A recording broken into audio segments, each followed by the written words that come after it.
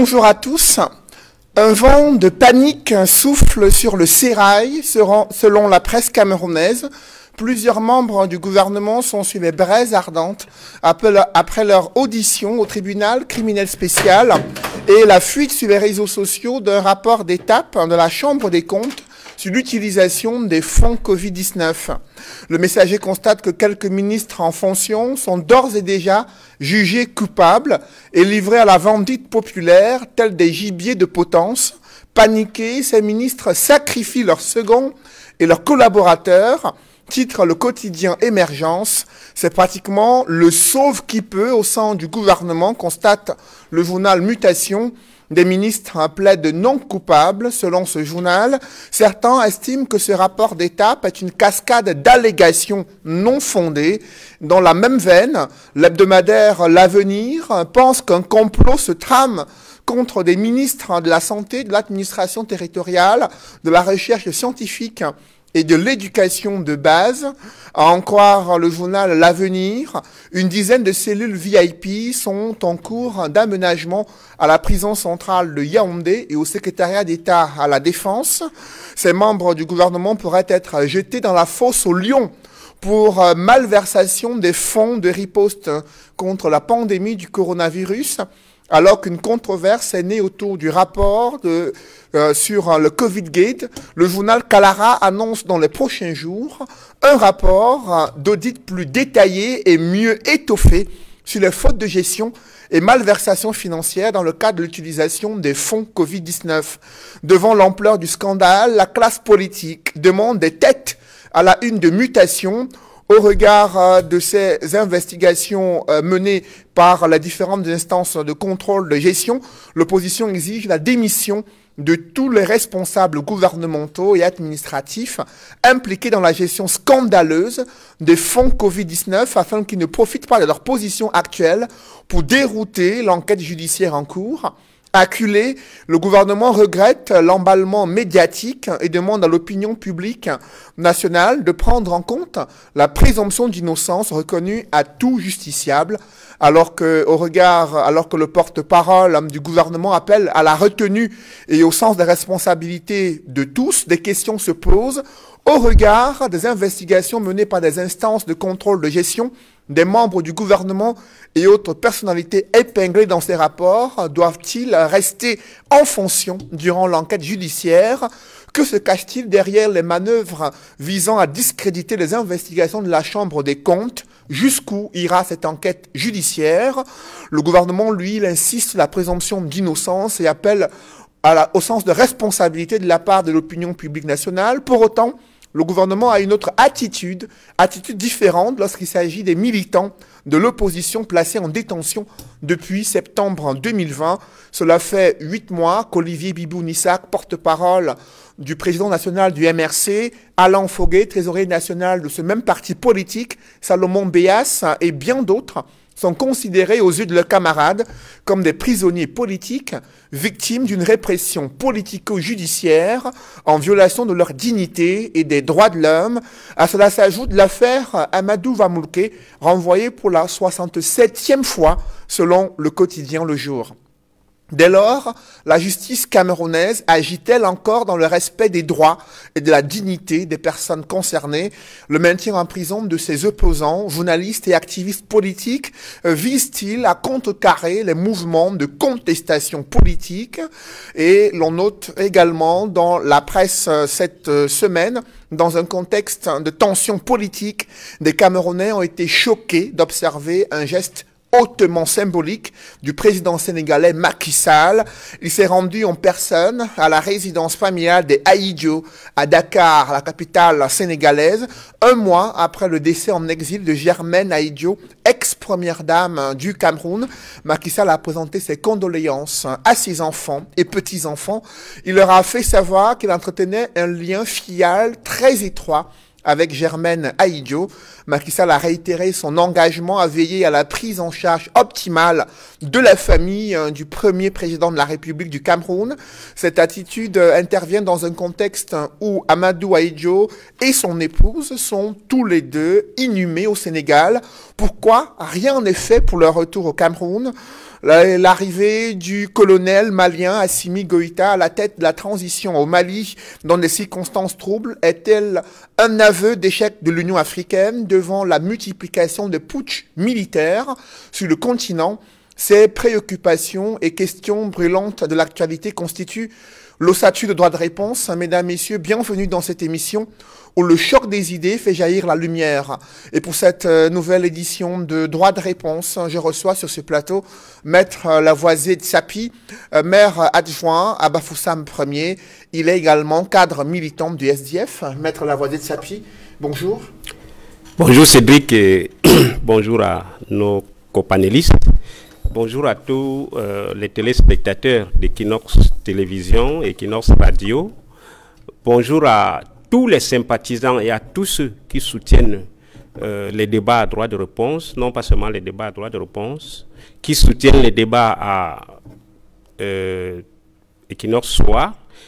Bonjour à tous les téléspectateurs et sympathisants de la lutte pour le changement dans notre pays. Nous pensons qu'avec beaucoup de courage, avec beaucoup de détermination, nous allons vaincre cette dictature qui appauvrit notre pays d'année en année. Merci d'être avec nous ce dimanche sur le plateau de droit de réponse. Juste en face de vous, c'est André Luther Meka, communicant du RDPC, le parti au pouvoir. André Luther, bonjour. Bonjour et bonjour à tous les milliers de téléspectateurs. Je voudrais dire que s'il y a un père de la nation, il y a aussi une mère de la nation. Je voudrais souhaiter bonne fête des mères à Madame Chantal Biya, la mère de la nation. Je voudrais également souhaiter bonne fête des mères à la présidente de l'OFRDPC, Madame Yao Aïssatou, et à toutes les mères qui nourrissent, qui protègent leurs enfants tous les jours au quotidien et qui mettent la main dans la pâte pour pouvoir faire en sorte que l'homme soit édifié et élevé. À toutes les mères du monde africaines, je souhaite bonne fête des mères, et à toutes les militantes femmes de l'OFRDPC, je souhaite bonne fête. Merci d'être avec nous, André Luther, sur le plateau de droit de réponse, un cadre militant du mouvement pour la renaissance du Cameroun, secrétaire délégué en charge des questions de la jeunesse et du sport. Il est avec nous ce dimanche, Angelbert Lebon d'Achua. Angelbert Lebon, bonjour. Bonjour Cédric, bonjour à vos millions de téléspectateurs.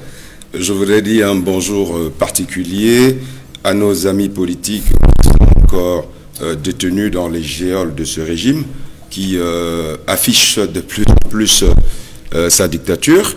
Et comme j'ai l'habitude de leur dire, il faut qu'ils tiennent bon, parce que quelle que soit la longueur de la nuit, le soleil finira par apparaître. Et puisque c'est la fête des mères, je voudrais souhaiter bonne fête à toutes les mères, et en particulier à une, Vanessa Tchatchou, qui il y a 10 ans se faisait voler son bébé à l'hôpital gynéco-obstétrique de Yaoundé. Ça fera exactement 10 ans le 20 août. Elle n'a jamais eu le bonheur de serrer son enfant entre les mains. Je lui souhaite beaucoup de courage et bonne fête. Merci d'être avec nous. Angelbert Lebon d'Achua, sur le plateau de droit de réponse. Il est éditorialiste au quotidien La Nouvelle Expression, consultant sur droit de réponse. Edmond Kamga est avec nous. Edmond, bonjour. Bonjour Cédric Noufélé, je salue tous les copanélistes. Je renouvelle en adressant mes salutations cordiales, amicales et fraternelles aux millions de téléspectateurs fidèles de cette émission, ainsi que ma sincère affection. Et je reste avec vous, Edmond Kamga, pour évoquer ce scandale, le Covid-Gate, tel que l'a baptisé La Nouvelle Expression, à travers de multiples enquêtes menées à travers les mécanismes de financement et d'utilisation des fonds Covid. Il y a eu cette réaction du porte-parole du gouvernement, ministre de la Communication, qui appelle à plus de retenue et au sens de la responsabilité, en indiquant qu'il y a une présomption d'innocence pour les membres du gouvernement impliqués dans la gestion financière des fonds Covid. Comment appréciez-vous cette sortie du ministre de la Communication face à ce scandale financier? D'abord, il faut dire que le ministre de la Communication, il est dans son rôle en tant que porte-parole du gouvernement. Il lui revient, n'est-ce pas, de parler au nom du gouvernement dans des contextes précis. Et dans le cas d'espèce, on le sait, depuis que les ministres, ses collègues et leurs collaborateurs défilent devant le tribunal criminel spécial, on voit la réaction, n'est-ce pas, des populations à travers notamment les médias, la presse écrite, la radio et la télévision, l'impression qui se dégage lorsque l'on suit également les réseaux sociaux, c'est qu'il y a, à travers le Covid-Gate, une intention, ou alors on lit, on perçoit peut-être, je préfère dire peut-être parce que ce n'est pas certain, une certaine volonté de la part de ceux qui ont initié tout ce mouvement, cette enquête judiciaire, certes, de rechercher officiellement les auteurs, les co-auteurs et les complices, n'est-ce pas, de la mauvaise gestion des fonds, n'est-ce pas, alloués par le FMI au Cameroun dans le cadre de la lutte contre la Covid-19, mais il y a également en sourdine ou de manière subliminale la volonté de, entre guillemets, de jeter en pâture quelques ministres, quelques membres du gouvernement qui seraient l'objet de faute de gestion ou alors de malversation financière. Je préfère dire ainsi la perception, parce que ce qui est perçu n'est pas forcément la vérité. Parce qu'en réalité, il faut dire que, au-delà du fait que le ministre, le seul membre du gouvernement tienne à relever la présomption d'innocence, ce qui est vrai pour ceux qui sont l'objet d'une enquête judiciaire, mais il aurait fallu que dans d'autres affaires de la République, on voit le même ministre dire la même chose. Je pense par exemple aux militants et sympathisants d'une formation politique de l'opposition, notamment le MRC, qui ont été arrêtés, embastillés, jugés et condamnés, non seulement par les tribunaux de droit commun, mais également et surtout par les tribunaux militaires. Et je n'ai pas vu le ministre de la Communication parler de présomption d'innocence dans le cadre de ces citoyens camerounais. Puis, le fait que ces citoyens-là, pour avoir eu seulement l'intention de marcher pour les uns et qui ont marché pour les autres, il y a beaucoup qui se retrouvent depuis plus de 8 mois. Et vous l'avez dit dans votre exposé liminaire, Bibou Nissak, on a le professeur Foguet, Salomon Bias ici à Douala et beaucoup d'autres militants du MRC, plusieurs dizaines, si ce n'est une centaine. Plus d'une centaine. Plus d'une centaine. Plus d'une centaine. Certains, certes, ont été libérés récemment, mais ils sont plus d'une centaine encore embastillés dans plusieurs centres de détention du Cameroun. Certains dans les lieux qui rappellent l'état d'exception, Yoko et autres, si ce n'est Mantoum. C'est pour dire que la présomption d'innocence ne doit pas seulement être invoquée lorsqu'il s'agit des membres du gouvernement. Ça doit être invoqué pour tous les citoyens camerounais, quels qu'ils soient, de quelque idéologie ou bord politique qu'ils soient. Là, c'est sur le principe. Maintenant, s'il faut rentrer dans ce que la presse, et nous aussi, on l'a baptisé le Covid-Gate, sur, n'est-ce pas, la nécessité de savoir qui sont justement ces membres du gouvernement ou leurs collaborateurs, qui seraient auteurs, co-auteurs, complices, n'est-ce pas, des fautes de gestion ou des malversations financières, parce qu'il faut le dire, dans les conclusions, n'est-ce pas, du premier rapport d'étape de la Chambre des comptes, ils sont clairs et ils sont, j'allais dire, précis sur la nécessité déjà, pour ceux qui font les enquêtes au niveau du tribunal spécial, n'est-ce pas, d'engager des poursuites vis-à-vis d'un certain nombre de personnalités qu'ils ont enquêtées dans le cadre de cette affaire. Notamment, dans leurs premières investigations, ont relevé la nécessité de porter plainte pour des cas, n'est-ce pas, de malversation financière, mais également de manière personnelle, où ils ont noté et relevé des infractions pénales.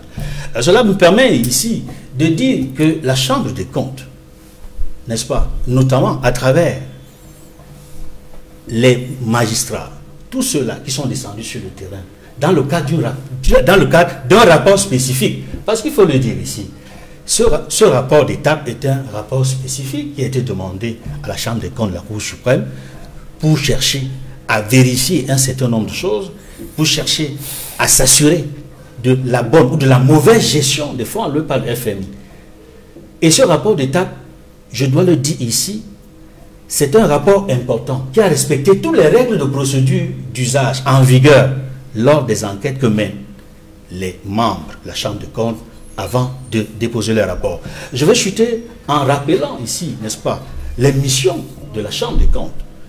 Parce que la Chambre des comptes de la Cour suprême est compétente pour contrôler et statuer sur les comptes publics et ceux des entreprises publiques et parapubliques. La Chambre des comptes est également compétente pour donner son avis sur les projets de loi, de règlement présentés au Parlement. La Chambre des comptes est également compétente pour élaborer et publier le rapport annuel des comptes de l'État adressé on le sait, au président de la République. La Chambre des comptes produit annuellement au président de la République, au président de l'Assemblée nationale et au président du Sénat, n'est-ce pas, un rapport exposant le résultat général de ses travaux et les observations qu'elle estime devoir formuler en vue de la réforme et de l'amélioration de la tenue des comptes et de la discipline des comptables. C'est dire qu'en réalité, avant de vous repasser la parole, que ceux qui laissent penser ou diffuser les messages selon lesquels la Chambre des comptes n'aurait pas fait un travail sérieux, ou alors se serait laissé embarquer dans des formes de manipulation, parce que j'ai lu les journaux où on laisse penser qu'il y aurait de la polémique ou de la controverse quelque part. Je voudrais réitérer ici que c'est un travail effectué par des magistrats, pour la plupart chevronnés, qui ont fait leurs preuves dans les cours et tribunaux et qui jusqu'aujourd'hui font leur travail, qui ne sont pas encore remis en cause. Et ce rapport d'étape qui fait l'objet d'une enquête, qui a permis à ce qu'il y ait une ouverture d'une enquête judiciaire, Maître Lavoisier Tsapi, enquête judiciaire où plusieurs membres du gouvernement ont d'ores et déjà été auditionnés, et vous avez pu parcourir ce rapport et observer la manière avec laquelle certains membres du gouvernement ont géré les fonds mis à leur disposition pour lutter a priori contre la pandémie du coronavirus. Comment appréciez-vous ce rapport et les différents éléments qui y sont contenus? Ben, je voudrais dire que ce rapport est très sérieux. Il reflète la mauvaise gouvernance qui est instituée dans notre pays depuis de longues années. Déjà, je voudrais relever que les ministres n'ont aucune immunité. À l'occasion de la réforme du Code pénal en 2014, le ministre de la Justice, garde des Sceaux, avait, dans le projet de réforme du Code pénal, introduit l'immunité ministérielle. Le SIF s'est levé comme un seul homme pour lutter contre cet article qui visait à protéger des bandits, excusez-moi entre parenthèses, à protéger les prévaricateurs de la fortune publique. Alors, la bataille du SDF a porté parce que cette disposition a été supprimée. Donc, que des ministres soient entendus au tribunal criminel spécial, c'est tout à fait normal. Et le tribunal criminel spécial pouvait même procéder à leur arrestation. Mais vous savez qu'au niveau du tribunal criminel spécial, ils ont été entendus par les officiers de police judiciaire sous la houlette du procureur général près du tribunal criminel spécial. Donc, le procureur général, les procureurs de la République, c'est un bras de l'exécutif dans le judiciaire. À savoir que, à la fin de ces auditions, le procureur général va faire un rapport au garde des Sceaux pour dire ce qui est sorti de ces auditions. Le garde des Sceaux va faire un rapport au président de la République. Ça va permettre au président de la République soit de remanier son gouvernement, ou alors d'ordonner l'arrestation des personnes qui sont mises en cause. Et je dois dire que dans ce que la Chambre des comptes a constaté, la première cause du détournement part des procédures. Les 180 milliards qui ont été octroyés à notre pays visaient à lutter contre la pandémie du coronavirus, c'est-à-dire protéger la santé des Camerounais. Au Cameroun, il y a une seule institution qui est en charge de la protection de la santé des Camerounais. C'est le ministère de la Santé publique. Cet argent, ces 180 milliards, devait être exclusivement géré par le ministère de la Santé publique. Alors, la personne qui a pris sur lui l'initiative d'éparpiller cet argent dans 24 ministères, qu'est-ce que le ministre des Enseignements primaires a à voir avec la santé des Camerounais? Qu'est-ce que le ministre de l'Enseignement supérieur, qui a reçu 6 milliards, Femme Donga a reçu 6 milliards, c'est pourquoi? Est-ce qu'il s'occupe de la santé des Camerounais? Madeleine Tchete, qui a reçu 7 milliards, est-ce qu'elle s'occupe de la santé des Camerounais? Le ministre de l'Agriculture, est-ce qu'il s'occupe de la santé des Camerounais? Donc, le détournement part de cette procédure qui est faussée. À savoir qu'on donne de l'argent aux gens qui n'ont pas droit, qui n'ont aucune compétence dans le domaine de la santé publique au Cameroun. Quand vous donnez 2 milliards au ministre de l'Agriculture qui ne s'occupe pas de la santé, il va bouffer, qu'on ne soit pas étonné qu'il bouffe, parce que ce n'est pas son domaine de s'occuper de la santé des Camerounais. Donc, la première chose part de là, l'éparpillement à des ministères, à des ministres qui n'ont pas droit, et c'est normal qu'on les arrête. Ils ont volé. La deuxième chose, c'est la procédure de passation des marchés publics. J'ai lu le poste que Dr Madeleine Tchouenté a publié. Elle vous dit qu'un directeur a reçu 6 milliards. Ce n'est pas elle, c'est le directeur d'une institution qui a reçu 6 milliards de francs. Mais vous voyez comment l'argent du peuple, pendant que les gens meurent dans les hôpitaux, voilà quelqu'un qui reçoit 6 milliards de francs. Alors il faut préciser que le ministre de la Recherche scientifique indique qu'il y a eu un premier montant d'1 milliard de francs CFA qui a été distribué entre 3 institutions dont elle n'a pas eu accès, selon les déclarations venant du ministère de la Recherche scientifique, et que sur les 6 autres milliards, le secrétaire général de la présidence de la République a fait surseoir 4 milliards, et que les autres milliards, les 2 autres milliards, elle ne les a pas reçus. Elle estime que ce sont ses collaborateurs qui sont dans les différents laboratoires techniques qui ont reçu les 1 milliard ventilés entre 3 structures. Est-ce que lorsque un ministre qui est censé avoir une copie de toutes les transactions menées au sein de son département ministériel s'exprime ainsi, est-ce que vous y croyez concrètement? Ben, je ne peux pas dire que j'y crois ou je n'y crois pas. Elle emporte la responsabilité de ce qu'elle dit. Et c'est ça que nous critiquons. Les procédures de passation des marchés. Est-ce que dans un ministère, on doit sauter sur la tête du ministre et envoyer l'argent directement à ses collaborateurs, à son insu? Et est-ce que la procédure de passation des marchés a été respectée? Cela n'est pas le cas. Parce qu'on sait comment est-ce que les procédures de passation des marchés se passent dans notre pays. Donc, nous pensons qu'on devait, au niveau du ministère de la Santé, créer des commissions spéciales qui s'occupent de la gestion de cet argent et qui s'assurent en faisant des rapports mensuels au Premier ministre, qui les répercute au chef de l'État sur l'utilisation de ces fonds. Qu'est-ce qu'on a fait avec la possibilité de vérifier cela? Ça n'a pas été fait. Donc je pense que la volonté de détourner cet argent était déjà arrêtée au niveau du gouvernement quand cet argent est arrivé. Il y avait une procédure réelle de détourner cet argent. Et je n'accorde aucun intérêt aux auditions qui sont faites aujourd'hui devant le tribunal criminel spécial. Je n'y accorde aucun intérêt. Pourquoi? Parce que au niveau du pouvoir central, au niveau du président de la République, au niveau du gouvernement, il n'y a jamais, je dis bien qu'il n'y a jamais eu la volonté de lutter contre les détournements de fonds publics. Pourquoi? Parce que c'est paradoxal que en 1996, à la faveur de la lutte du peuple camerounais pour la bonne gouvernance, on a introduit l'article 66 dans la Constitution sur la déclaration des biens. Et cet article est suffisamment dissuasif sur les détournements, sur la corruption dans la fonction publique. Et si vous voulez, on peut le revoir, l'article 66, sur le président de la République. Ça commence par le président de la République qui doit déclarer ses biens à son entrée en fonction. Nous avons vu au Niger le président Mohamedou Issoufou déclarer ses biens avant son entrée en fonction.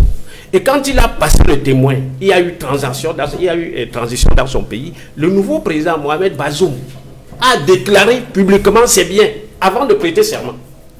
Donc le président de la République, le premier ministre, les membres du gouvernement, le président et les membres du bureau du Sénat, les députés, les sénateurs, tous détenteurs des mandats électifs, même les maires et adjoints, les secrétaires généraux des ministères et assimilés, les directeurs des administrations centrales, les directeurs généraux des entreprises publiques, parapubliques, les magistrats, les personnels d'administration chargés de l'assiette du recouvrement, des maniements des recettes publiques, tout gestionnaire de crédits ou des biens publics doit faire une déclaration des biens au début et à la fin de son mandat. Ça commence par le président de la République qui doit donner l'exemple. Lorsque le président de la République ne déclare pas ses biens, lorsque le premier ministre ne déclare pas ses biens, alors à partir de ce moment, vous ouvrez la voie au détournement. Parce que vous permettez aux gens de s'enrichir n'importe comment. Et je voudrais dire ici que on a vu par le passé que des gens ont commis des scandales les plus insolents. Prenez les détournements de la canne. Parce qu'avec le Covid, on veut couvrir le détournement des marchés de la canne, qu'on n'en parle pas. On a même tenté de faire susciter un débat public sur les fonds du Survie Cameroun, par Camto, pour couvrir justement les détournements du Covid. Et je dis que non. S'il y avait une volonté gouvernementale de lutter contre les détournements de fonds, de lutter contre la corruption dans l'administration publique, je ne comprends pas que 24 ans, ça fait 24 ans que cet article existe, le chef de l'État ne le met pas en valeur. Il y a plus. Prenez l'article 53 de la Constitution, qui parle de la Haute Cour de justice.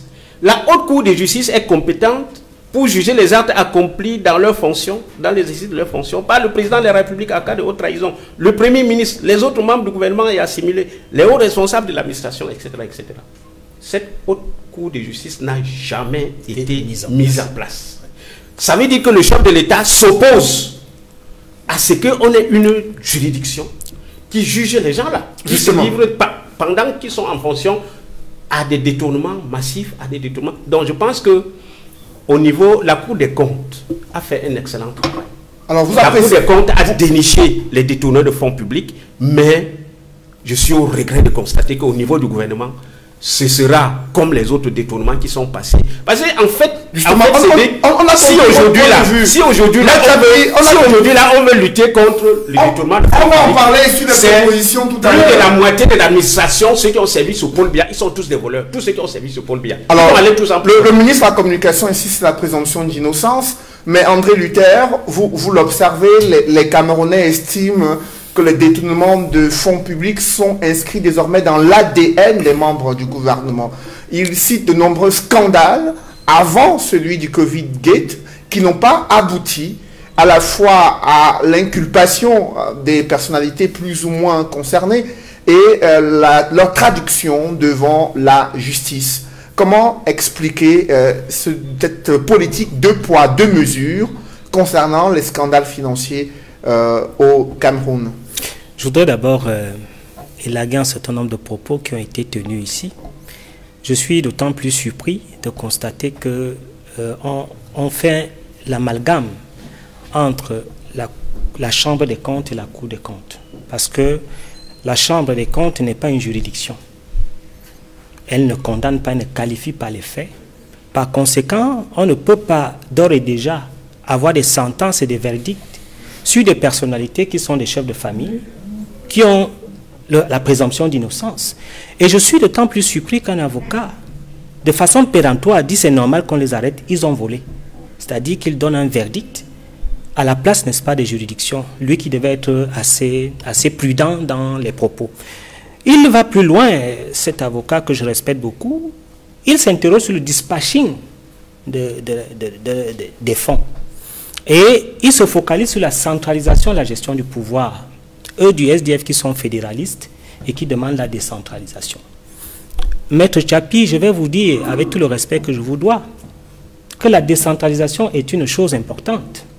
Pour la simple raison que, si vous ne l'avez pas constaté, les ministères ont des délégations départementales, des délégations d'arrondissement, et cela permet, n'est-ce pas, d'élargir l'assiette de couverture sanitaire, notamment à se préserver de la pandémie, puisque ces services sont en relation, en interrelation avec les usagers et sont des potentiels agents de contamination.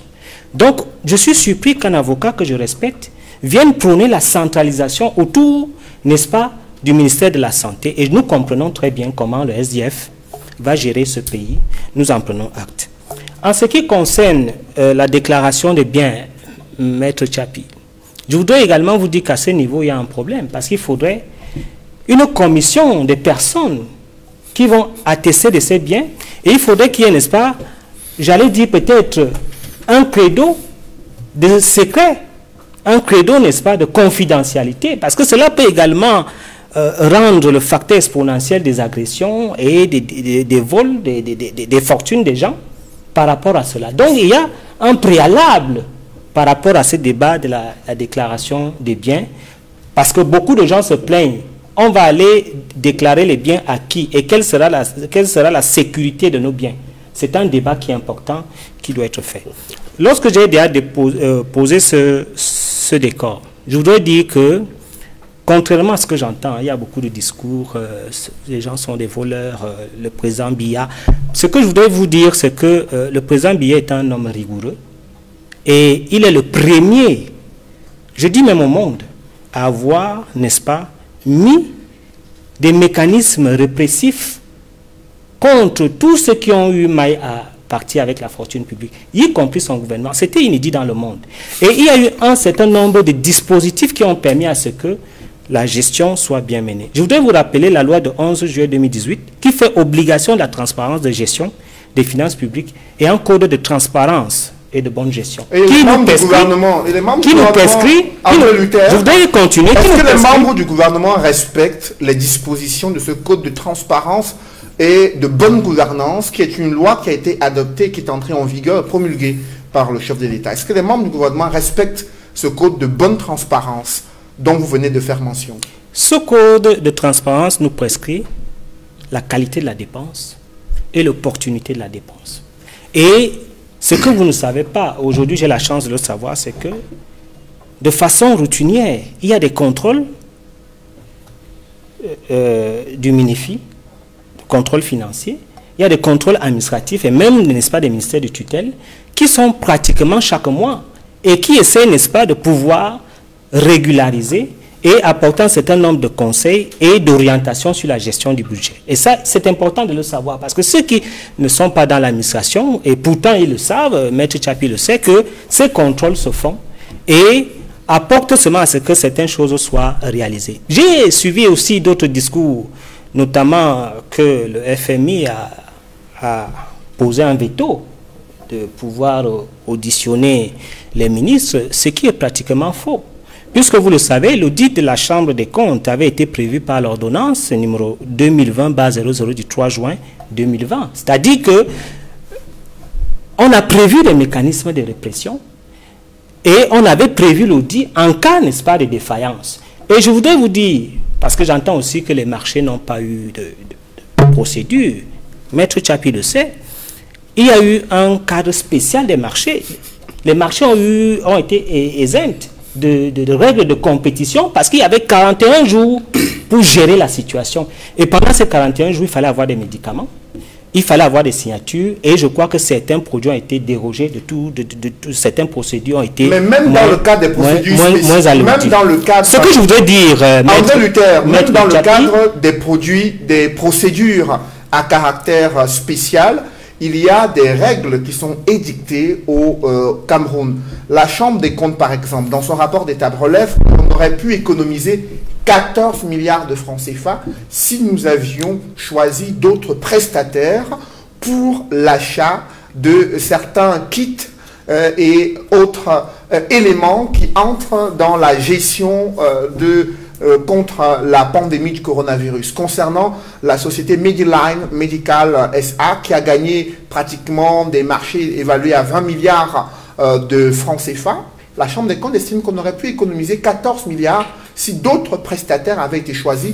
Ces prestataires proposaient des produits à des coûts moindres par rapport à ceux de cette entreprise. Comment expliquer ces choix effectués par le gouvernement au moment où d'autres prestataires étaient présents et ont fait des offres qui étaient bien meilleures que celle qui a été choisie finalement? Vous savez, quand vous êtes un gestionnaire, moi je ne vais pas entrer dans la guerre des prestataires, hein, parce que c'est de bonne guerre que des prestataires se marchent dessus pour avoir le marché. Mais quand vous êtes un gestionnaire, et ça je vous le souhaite, il y a le contexte qui prévaut. Et quand le contexte est dans le contexte de l'urgence, il y a un certain nombre de décisions qu'on est obligé de prendre. Parce qu'il y a des décisions qui sont des décisions programmatiques, il y a des décisions qui sont des décisions conjoncturelles. Et dans les décisions conjoncturelles, le décideur a l'obligation de résultat. Et dans cette obligation de résultat, il faut prendre les décisions efficaces et qui permettent, n'est-ce pas, l'atteinte des résultats. Je voudrais vous dire que ce n'est pas toutes les fautes de gestion qui sont condamnables. Je vous prends un exemple simple. On a besoin des kits, mais des gens sont en train de mourir. Alors, si le gestionnaire décide d'acheter des ambulances médicalisées pour pouvoir évacuer, notamment, n'est-ce pas, les malades vers des hôpitaux plus confortable, on va dire effectivement que c'est une faute de gestion, mais elle ne peut pas être pénale parce que c'était une décision pour sauver des vies. Donc, il y a des décisions qu'on est obligé de prendre par rapport à l'urgence et par rapport, n'est-ce pas, à l'immédiateté de la situation. Je voudrais vous dire que moi, j'ai été pratiquement frappé, et je le dis la main sur la Bible, que j'ai vu un ministre de la Santé, j'ai vu le gouvernement se mobiliser pour éloigner de nous la pandémie à la première phase. Nous avons vu un chef de gouvernement qui rendait compte aux Camerounais. Et pour la première fois, il faut le dire, nous avons vu un ministre qui rendait compte, je dis bien rendre compte aux Camerounais, au jour le jour, des chiffres, des cas, et demander aux Camerounais de pouvoir, n'est-ce pas, se sécuriser face à cette pandémie. J'ai vu des centres se positionner, des centres d'études où on donnait le feedback, on donnait j'allais dire les informations au quotidien aux Camerounais. Moi, je vous le dis en toute sincérité, je le dis aux Camerounais qui sont témoins, j'ai été satisfait de cette task force, n'est-ce pas, de la lutte contre le Covid. Mais comme vous le savez, bien évidemment qu'il n'y a pas de gestion, sans faute. Et puis c'est impossible de gérer sans faute. Et vous savez qu'il y a une marge de manœuvre dans l'administration où il peut y avoir des fautes. Mais il ne faut pas jeter à la vindicte populaire tout le gouvernement pour le simple fait qu'il y a, n'est-ce pas, des irrégularités qui ont été constatées par un rapport d'étape. Attendons que le tribunal criminel spécial fasse son travail et qu'il fasse le verdict pour qu'on redébatte, n'est-ce pas, des responsabilités. Pour l'instant, je crois qu'il y a eu une gestion tout à fait claire, bonne, et notamment avec un certain nombre d'irrégularités. Et vous pouvez en rire parce que lorsque vous parlez, je vous entends parler de procédure. Moi, je vous ai dit tout à l'heure qu'il y a un texte qui démontre que judiciaire ne se base pas simplement sur des irrégularités. Mais il y a quand même Chapi a fait des malversations. Il y a quand Chapi, même des cas de malversation financière. En quoi la correspondance du secrétaire général de la présidence de la République adressée au ministre de la Justice. Il parle bien de complices, co-auteurs et auteurs de malversations financières selon le rapport de la Chambre des comptes. C'est ce qui justifie l'ouverture d'une enquête judiciaire. Pour vous, est-ce que cela n'est pas une preuve déjà qu'il y a de forts soupçons sur ceux qui ont été les gestionnaires de ces fonds Covid? Je ne voudrais pas commenter les courriers de mes patrons.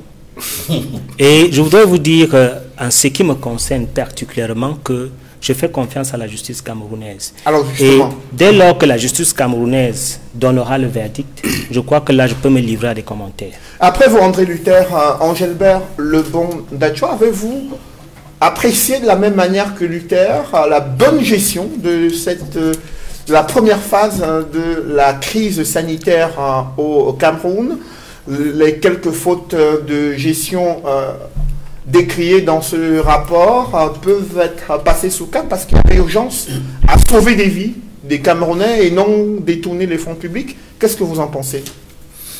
Bon, c'est vrai que j'ai voulu me pincer tout à l'heure pour me rassurer que je ne rêvais pas, parce que j'ai entendu une histoire de Alice au pays des merveilles, parlant du Cameroun.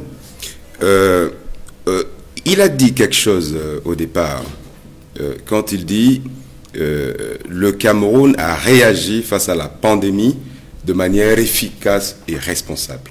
Moi, j'ai envie de dire tout de suite non. Nous avons réagi tardivement, ça il faut le dire.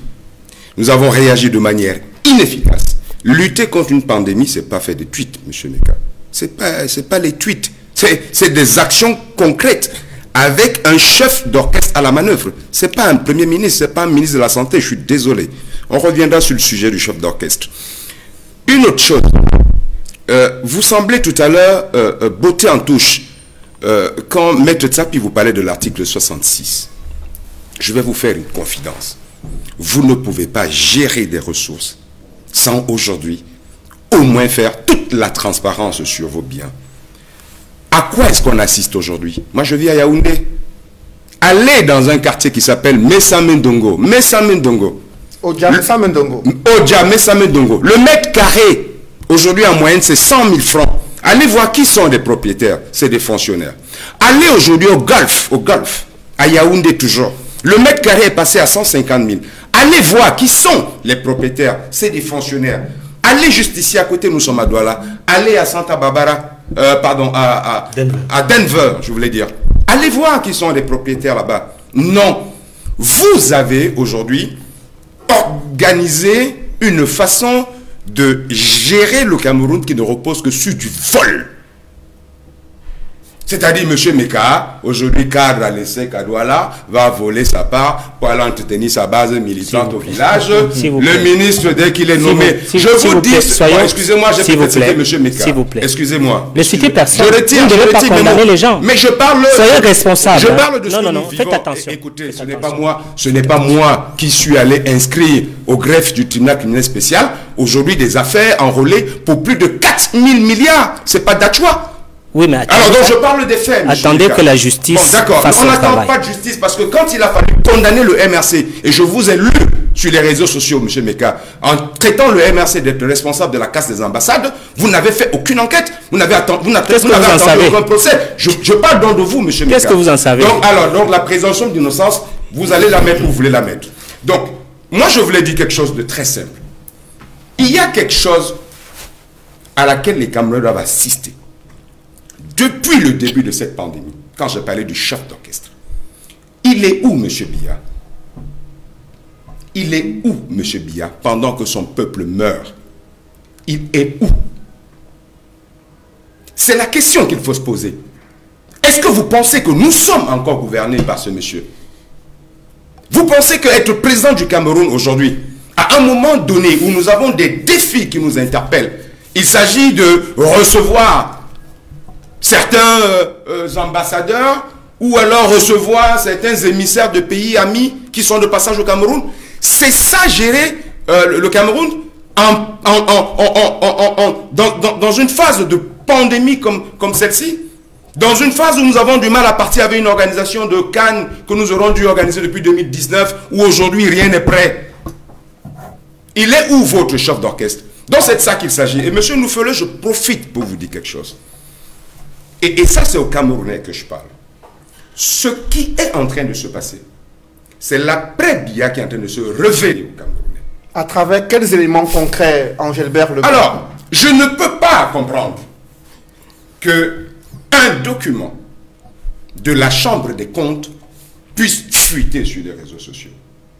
Je ne peux pas comprendre que des instructions d'un secrétaire général à la présidence de la République à un ministre puissent se retrouver sur les réseaux sociaux.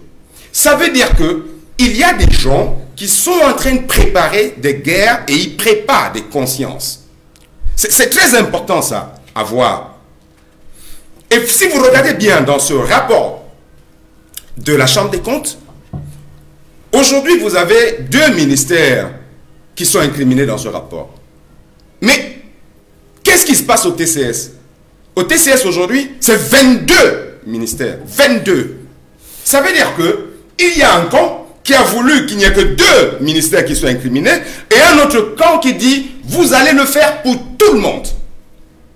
Je ne vais pas citer les noms ici, mais que les Camerounais soient vigilants. Les lendemains de M. Biya, je ne vais pas lui souhaiter ça, mais s'il arrive que M. Biya perde de la vie étant au pouvoir, comme je le disais encore à un ami l'autre jour, ça va être la nuit des longs couteaux. Et c'est là où l'homme politique que je suis aujourd'hui s'interroge. Mais quelle malchance on a eu. Quelle malchance on a eu d'avoir quelqu'un qui a géré un pays pendant une 40aine d'années. Qui a eu toute la latitude. Parce que 40 ans, on prépare, on arrange, on construit. 40 ans, il a détruit. Il a tout détruit. Monsieur Meka, ce n'est pas juste ce que Monsieur Biya est en train de faire au Cameroun. Le Cameroun ne lui appartient pas. Le Cameroun aujourd'hui appartient à 30 millions de personnes. 30 millions de personnes qui rêvent, tout comme le petit enfant de Tokombere où j'étais, 30 millions de Camerounais qui rêvent d'eau potable. 30 millions de Camerounais qui voudraient aujourd'hui pouvoir se soigner de manière digne. Vous comprenez, M. Meka?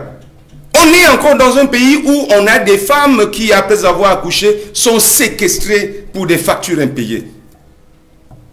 Pendant ce temps, on vous soulève, on vous parle d'une affaire de 180 milliards que vous semblez minimiser. Je pensais au moins que minimalement, si je peux me répéter, vous commenceriez par féliciter la Chambre des comptes et mobiliser toute l'énergie pour que cette affaire aille jusqu'au bout. Ce n'est pas venir entre-temps avec des communiqués comme l'a fait votre ministre de la Communication pour nous expliquer qu'effectivement, comme s'il nous informait, comme si on l'attendait pour être informé. Il nous explique effectivement la présomption d'innocence comme si c'était un mot nouveau qu'il apprenait au Camerounais. Non, ce monsieur aurait dû parler, depuis que la Chambre des comptes a fait son rapport, d'accord, communiquer sur ce rapport-là.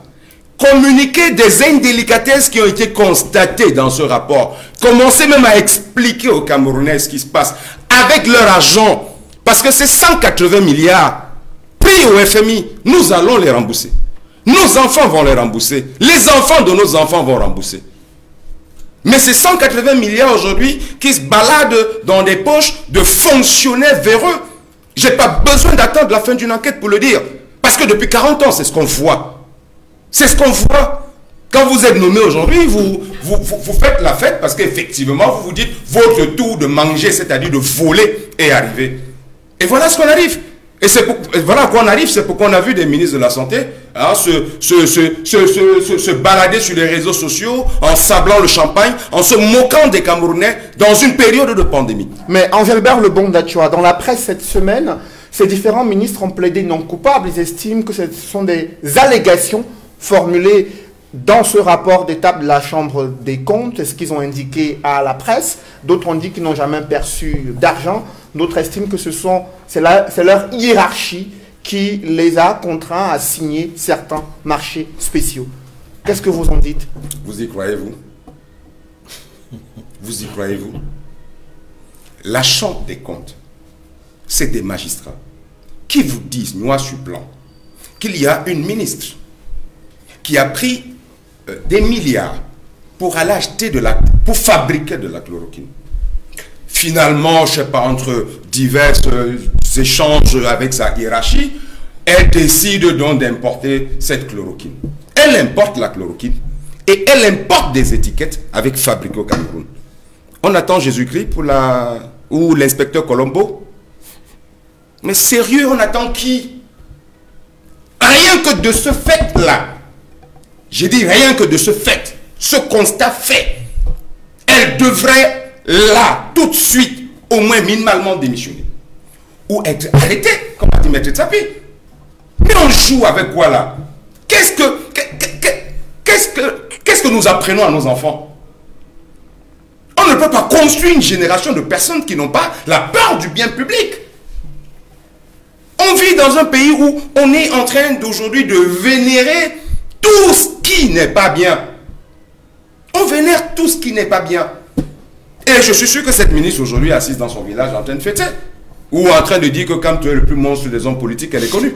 Alors, la ministre a dit que c'est le directeur de l'Institut des recherches médicales qui a perçu cet argent et non à elle-même. Mais André Luther, la préoccupation est posée par l'opposition. Où est passé le chef d'orchestre au moment où les Camerounais sont malmenés par la pandémie de Covid-19, au moment où il y a ces multiples interrogations sur la culpabilité avérée ou non de certaines personnalités de haut rang impliquées dans la gestion scandaleuse des fonds Covid-19. Que répondez-vous? J'ai souvent envie de rire quand j'entends parler de cette récurrence de la présence du chef de l'État. Je voudrais me demander si c'est la présence physique qu'on veut ou la présence administrative. Parce qu'un homme d'État doit se faire signifier, doit être présent par une présence administrative. Qu'est-ce que j'entends par la présence administrative? C'est de prendre des décisions, de repartir les rôles, de telle enseigne que chacun joue sa partition. Et s'il y a quelque chose que j'ai toujours admiré au président Paul Biya, c'est la délégation de compétences et de pouvoir. Et c'est cette délégation de compétences et de pouvoir qui fait en sorte que chacun est devant ses responsabilités. Et je crois que c'est la meilleure façon de gérer.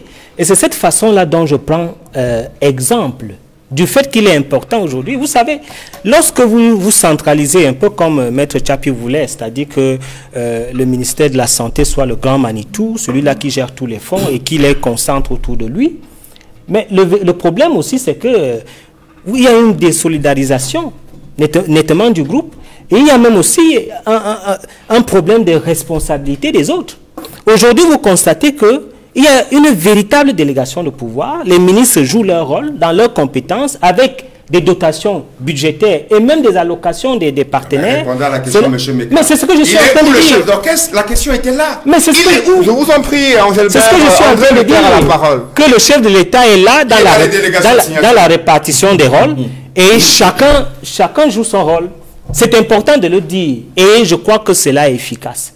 Cela est d'autant plus efficace que ça nous permet de pouvoir voir chacun à l'œuvre et que chaque Camerounais se fait une idée de son dirigeant.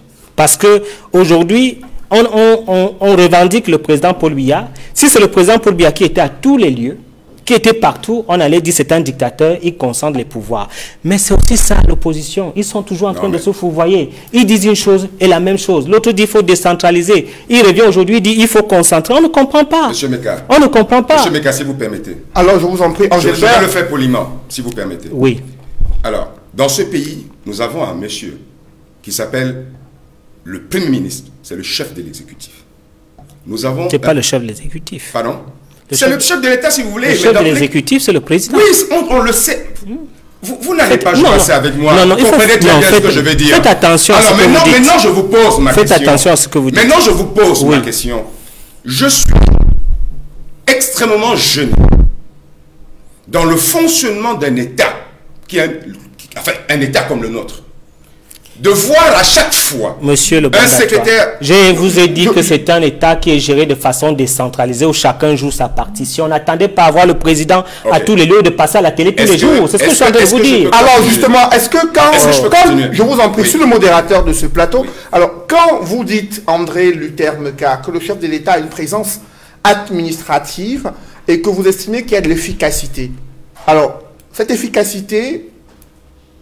L'on observe de notre côté qu'il y a une série de détournements de deniers publics depuis une vingtaine d'années au regard du nombre d'affaires enrôlées au tribunal criminel spécial au moment où le chef de l'État lui-même avait indiqué qu'il prenait le bâton de commandement pour lutter efficacement contre la corruption. Il faut savoir que tous les organismes en charge de la lutte contre la corruption sont directement rattachés à la présidence de la République où leurs rapports sont en priorité destinés au chef de l'État, mais la courbe de la corruption et du détournement des deniers publics va croissante. Comment expliquer donc cela si le chef de l'État est véritablement présent? Comment expliquer qu'il y a plus de détournement, plus de corruption qu'il y a au moins 20 ans? C'est une question pertinente et c'est une question qui nous renvoie à la philosophie de la vie. J'ai lu combattre la corruption de Kierkegaard et je peux vous dire que la corruption existe depuis l'Égypte pharaonique.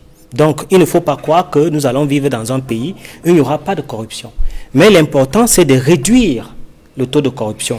Et le plus important aujourd'hui, c'est de faire comme le président fait, au lieu de faire comme le MRC, c'est-à-dire de couvrir ceux qui volent comme le fait le MRC. Mais le chef de l'État est le premier, nettement, à laisser la justice faire son travail et à inquiéter même ses propres collaborateurs lorsqu'ils sont, n'est-ce pas, en faute, lorsqu'ils sont condamnés par la justice. C'est ça qui est important pour un président, c'est-à-dire d'être le garant des biens et des personnes de la fortune publique. Et personne ne peut dire, les Camerounais qui nous regardent, personne ne peut dire que le président a couvert X ministre ou X personnalité parce que la justice a demandé à l'auditionner. Donc, c'est pour vous dire quoi? C'est pour vous dire que le chef de l'État, le président Paul Biya, est celui-là même qui est garant, n'est-ce pas, de cette politique qui lutte contre la corruption et contre les détournements publics. Vous voyez donc...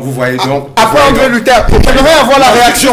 Juste deux secondes, c'était. Oui, vous voyez donc exactement cette façon de parler de la présomption d'innocence chez vous à géométrie variable. Vous venez de déclarer à Mondovision que le MRC couvre des coupables. Suite à quelle enquête? Vous êtes enquêteur, vous êtes juge, Vous voulez que je vous réponde? Vous limitez sur quoi? Vous voulez que je vous réponde? Sur ce qu'on appelle au quartier le Congossa. Vous voulez que je Monsieur, vous réponde? les Camerounais ont les militants ont demandé de sanctionner Djoko. S'il vous plaît. Les militants ont demandé au président du MSC de sanctionner Djoko. Une instance. Je vous le dis en direct. André Luther, Je vous le dis en direct. Les militants du MSC demandent de sanctionner Henri Djoko. on va en parler, messieurs. A géré André Luther et Angelbert. Voilà. André Vous Luther et l'avez Angelbert. même pas suspendu. Vous allez André Luther et Angelbert.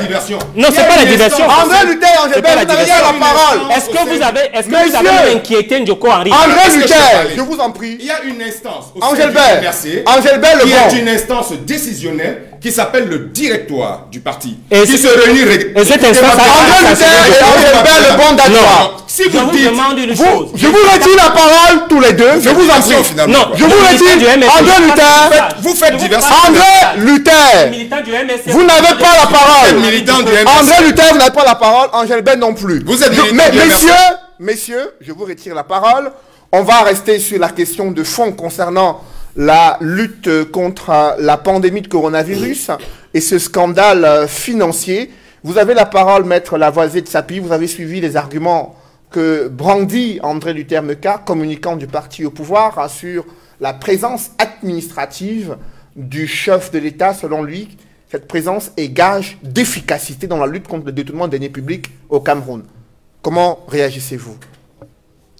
À partir du moment où mon cher frère André Luther Meka reconnaît que depuis plus de 20 ans, les détournements font rage dans notre pays, c'est une manière d'indiquer que depuis une trentaine d'années, le Cameroun n'est plus gouverné, le Cameroun est pillé. Pillé par une meute de fonctionnaires qui se recrutent dans toutes les régions de notre pays. Et cela parce que le président de la République a lui-même institué l'inertie dans la gouvernance de notre pays. Il vous souvient que pour encourager de manière insolente ce détournement, le chef de l'État, au cours d'une interview qu'il avait accordée à Éric Tchingé, lorsque Éric Tchingé dénonçait, il y a plus de 20 ans, les détournements dans l'administration publique camerounaise, Paul Biya lui a demandé, on ne remet pas en cause les gens comme ça, est-ce que vous avez les preuves? Alors que c'était des détournements avérés. Aujourd'hui, les magistrats de la Chambre des comptes, et je vais vous dire, pour travailler à la Cour des comptes, à la Chambre des comptes, il faut avoir un minimum de 20 à 25 ans d'ancienneté dans la magistrature. C'est une chambre de la Cour suprême. On n'arrive pas à la Cour suprême avant minimum 20 ans de service. Donc il s'agit des magistrats ultra chevronnés. Et quand ils mettent en cause des citoyens, ils le mettent en cause à partir des documents qu'ils ont suffisamment analysés. Lorsque M. André Luther insiste sur la présomption d'innocence, la présomption d'innocence n'est pas un parapluie pour couvrir les bandits et les voleurs. En justice, M. Cédric, lorsque vous arrêtez quelqu'un qui a tué, il a tué en flagrant délit, on l'a vu avec la machette découper quelqu'un, on le traduit en justice, il est présumé innocent. Mais ça n'enlève rien à la réalité des faits, il a tué. Mais il est présumé innocent, c'est une présomption. Ça ne veut pas dire qu'il n'a pas commis les faits pour lesquels il est poursuivi. Donc ne croyez pas que la présomption d'innocence va couvrir vos ministres sur les détournements qu'ils ont opérés de manière insolente. Et quand vous parlez de la décentralisation, le SDF est fédéraliste, c'est vrai.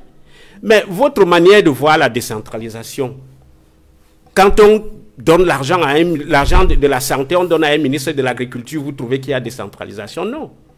Le ministère de la Santé publique a des délégations régionales. Le ministère de la Santé publique a des hôpitaux régionaux, des hôpitaux départementaux, des hôpitaux d'arrondissement, des centres intégrés de santé par village. Il y a des structures décentralisées au ministère de la Santé. Pourquoi cet argent n'a pas circulé par ce circuit-là? Maintenant, est-ce que si quelqu'un au ministère de l'Agriculture est malade, est-ce qu'il va à l'hôpital? Est-ce que le ministère de l'Agriculture crée des centres de santé dans son ministère pour gérer l'argent du Covid? Quand cet argent, au moment où cet argent arrive, la régionalisation a déjà pris corps. Il y a les régions qui ont déjà été créées. Est-ce qu'on a donné cet argent dans les régions? On n'a pas donné cet argent dans les régions. Donc vous ne pouvez pas soutenir que parce qu'on a éparpillé ça dans les ministères, c'est la décentralisation. Non, ça n'a aucun sens, politiquement parlant. C'est pas ça. Et moi, je pense que dans cette histoire, il faut remettre en cause l'absence du chef de l'État. Mais pourtant, le RDPC estime qu'il a une présence administrative. Non. Le président de la République ne gouverne plus. C'est sûr. Il a délégué l'essentiel de ses pouvoirs à une personnalité qui est le secrétaire général de la présidence de la République. Est-ce que cela respecte les textes en vigueur au Cameroun, une telle délégation de pouvoir? Une telle délégation de pouvoir n'est pas constitutionnellement justifiée. Et M. André Luther vient de le dire tout de suite, que le chef de l'exécutif, c'est le président de la République. Lorsque Angelbert Lebon a voulu évoquer le Premier ministre, vous l'avez repris pour dire que non, le chef de l'exécutif, c'est le président de la République. S'il est chef de l'exécutif, il doit être en première ligne de tout ce qui se fait dans la lutte contre la corruption et dans la lutte contre les détournements de fonds. Donc je pense que l'absence du président de la République, c'est quelque chose de fondamental. Le président Paul Biya, reconnaissez-le, est fatigué, il ne gouverne plus. Il a délégué des pouvoirs. Le Cameroun est gouverné par délégation. Et parce que le Cameroun est gouverné par délégation en violation de la Constitution, ça justifie tous les dérapages qu'on est en train de voir. Et je pense qu'il faut, il faut vraiment dire que dans notre pays, il n'y a pas un mécanisme de prévention sur les détournements de fonds ou même sur la corruption. Il n'existe pas de mécanisme de prévention. On permet aux citoyens, aux fonctionnaires véreux de voler. Quand ils volent, on voit, on ne dit rien parce que le président de la République n'a pas la force, n'a plus la force pour travailler. Les gens volent, on ne dit rien. On arrête de manière sélective quelques personnes.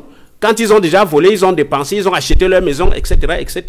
Et par la suite, même quand on les arrête, on ne recouvre rien. Donc, il n'y a pas un mécanisme de prévention.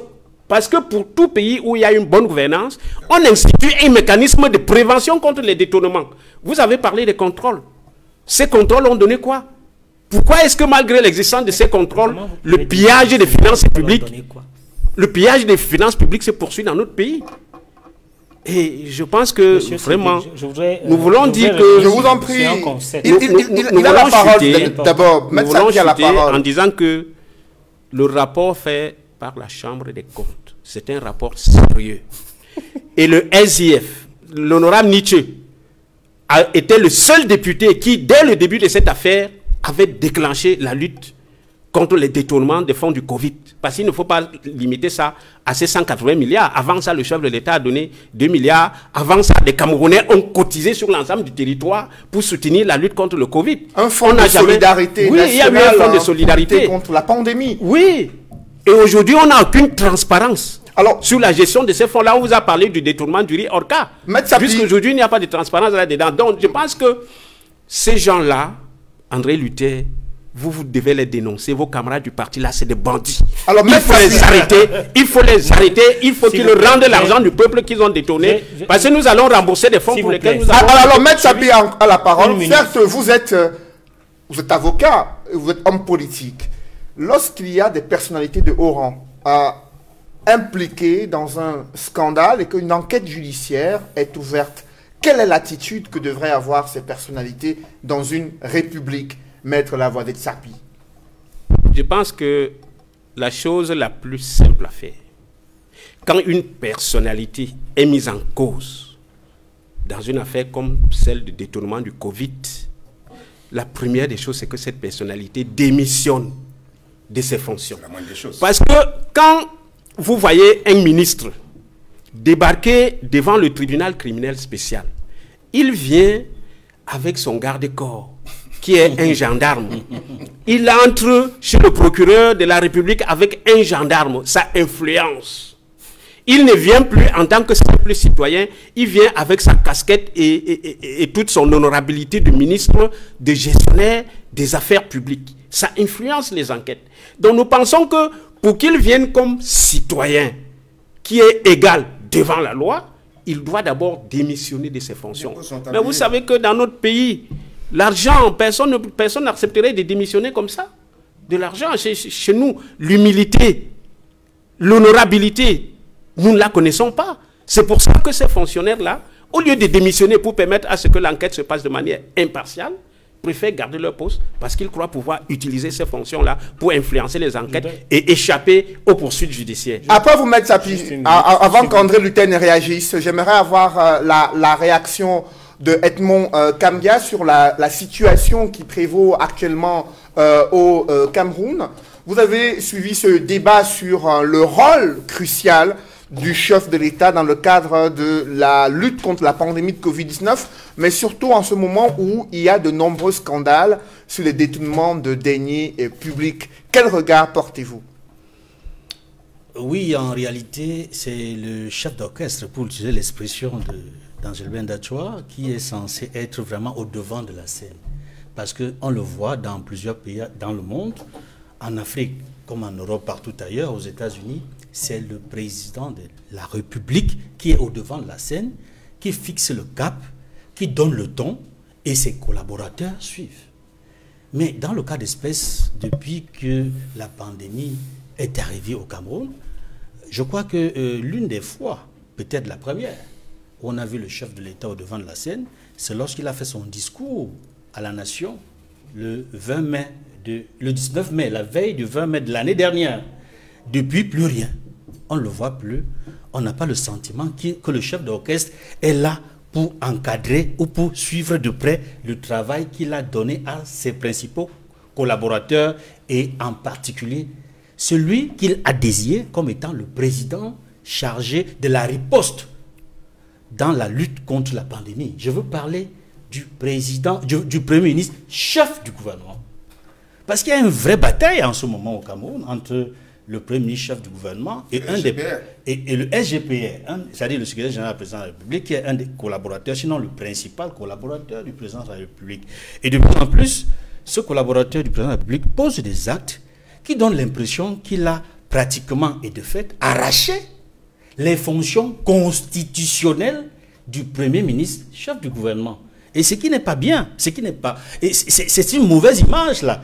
C'est depuis plusieurs mois, si ce n'est depuis plusieurs années que ça dure, au moins depuis 2019 jusqu'à ce jour, depuis au moins 2 ans, on a le sentiment que le vrai Premier ministre, chef du gouvernement du Cameroun, c'est le SGPR. Voilà.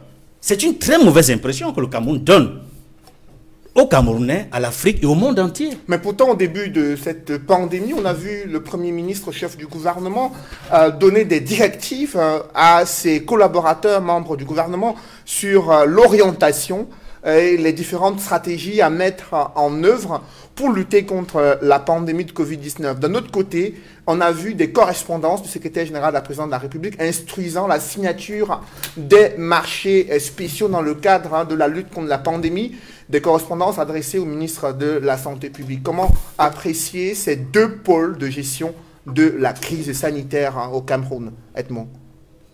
Oui, ces pôles de lutte contre la pandémie au Cameroun montrent en réalité, au-delà de l'intention, du souci de permettre aux différents collaborateurs du président de la République, aux membres du gouvernement, de travailler de manière sereine et efficace pour juguler cette pandémie, on n'a pas le sentiment que ça fonctionne.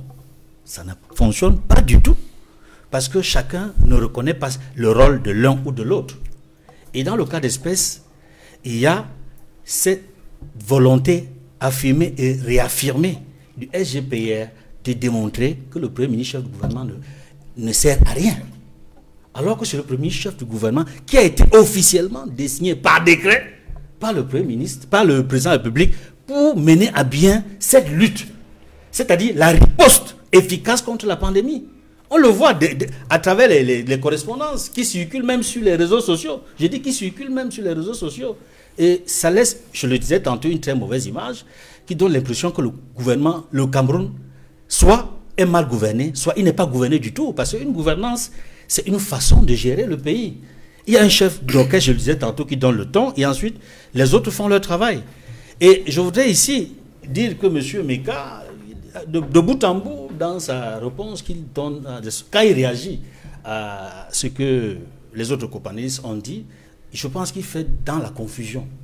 Il se perd parfois dans l'utilisation des termes. Vous confondez délégation de pouvoir et délégation de signature. D'un côté, de l'autre, vous confondez déconcentration et décentralisation. Lorsque vous parlez, par exemple, de décentralisation, pour expliquer le fait que les ministres ont des fonctions, des attributions, et ils travaillent en étroite collaboration avec les délégations régionales, départementales, d'arrondissement, cela ne s'appelle pas décentralisation. Cela s'appelle déconcentration. C'est ça, c'est décentralisation. Non, ça s'appelle déconcentration en droit public, monsieur. Je vous enseigne politique. Non. Même en politique, ça ne s'appelle pas décentralisation. Mais si on commence... ça s'appelle déconcentration, monsieur. André Luther, Edmond Cam... Je vous en prie, André Luther. Je vous en prie, André Luther. Edmond Camguia a la parole. Edmond, je vous en prie. Allez-y. Oui, je disais donc... Ça va vous aider, monsieur Meka. Il ne faut pas que vous fassiez la même erreur dans un autre débat. Vous me dites des évidences. Hein. Ce ne sont pas des évidences. Ça s'appelle déconcentration. Je suis juriste. Je suis juriste. Vous ne l'êtes pas. Monsieur Meka, vous n'êtes pas juriste. Je sais pourquoi j'ai utilisé décentralisation. Mais je vais vous expliquer ce que c'est que la décentralisation. Et ce que la Constitution prévoit. Lisez donc. Et ce que la Constitution oui, lisez. Lisez. Vous savez, quand on parle de décentralisation, principalement, c'est lorsque, et c'est dans la Constitution, lorsque l'on évoque les collectivités territoriales décentralisées. Donc vous avez dit et cela concerne les régions. Donc vous avez dit quelque chose. Les régions et les communes. Quand on parle de décentralisation, les principaux acteurs, les institutions qui travaillent dans le cas de la décentralisation, ce sont les régions. Vous savez que récemment, il y a eu des élections régionales. C'est pour mettre sur pied les conseils régionaux. C'est pour la décentralisation qui viennent renforcer et consolider le processus qui avait déjà permis de mettre sur pied les communes. Ce sont les deux piliers de la décentralisation.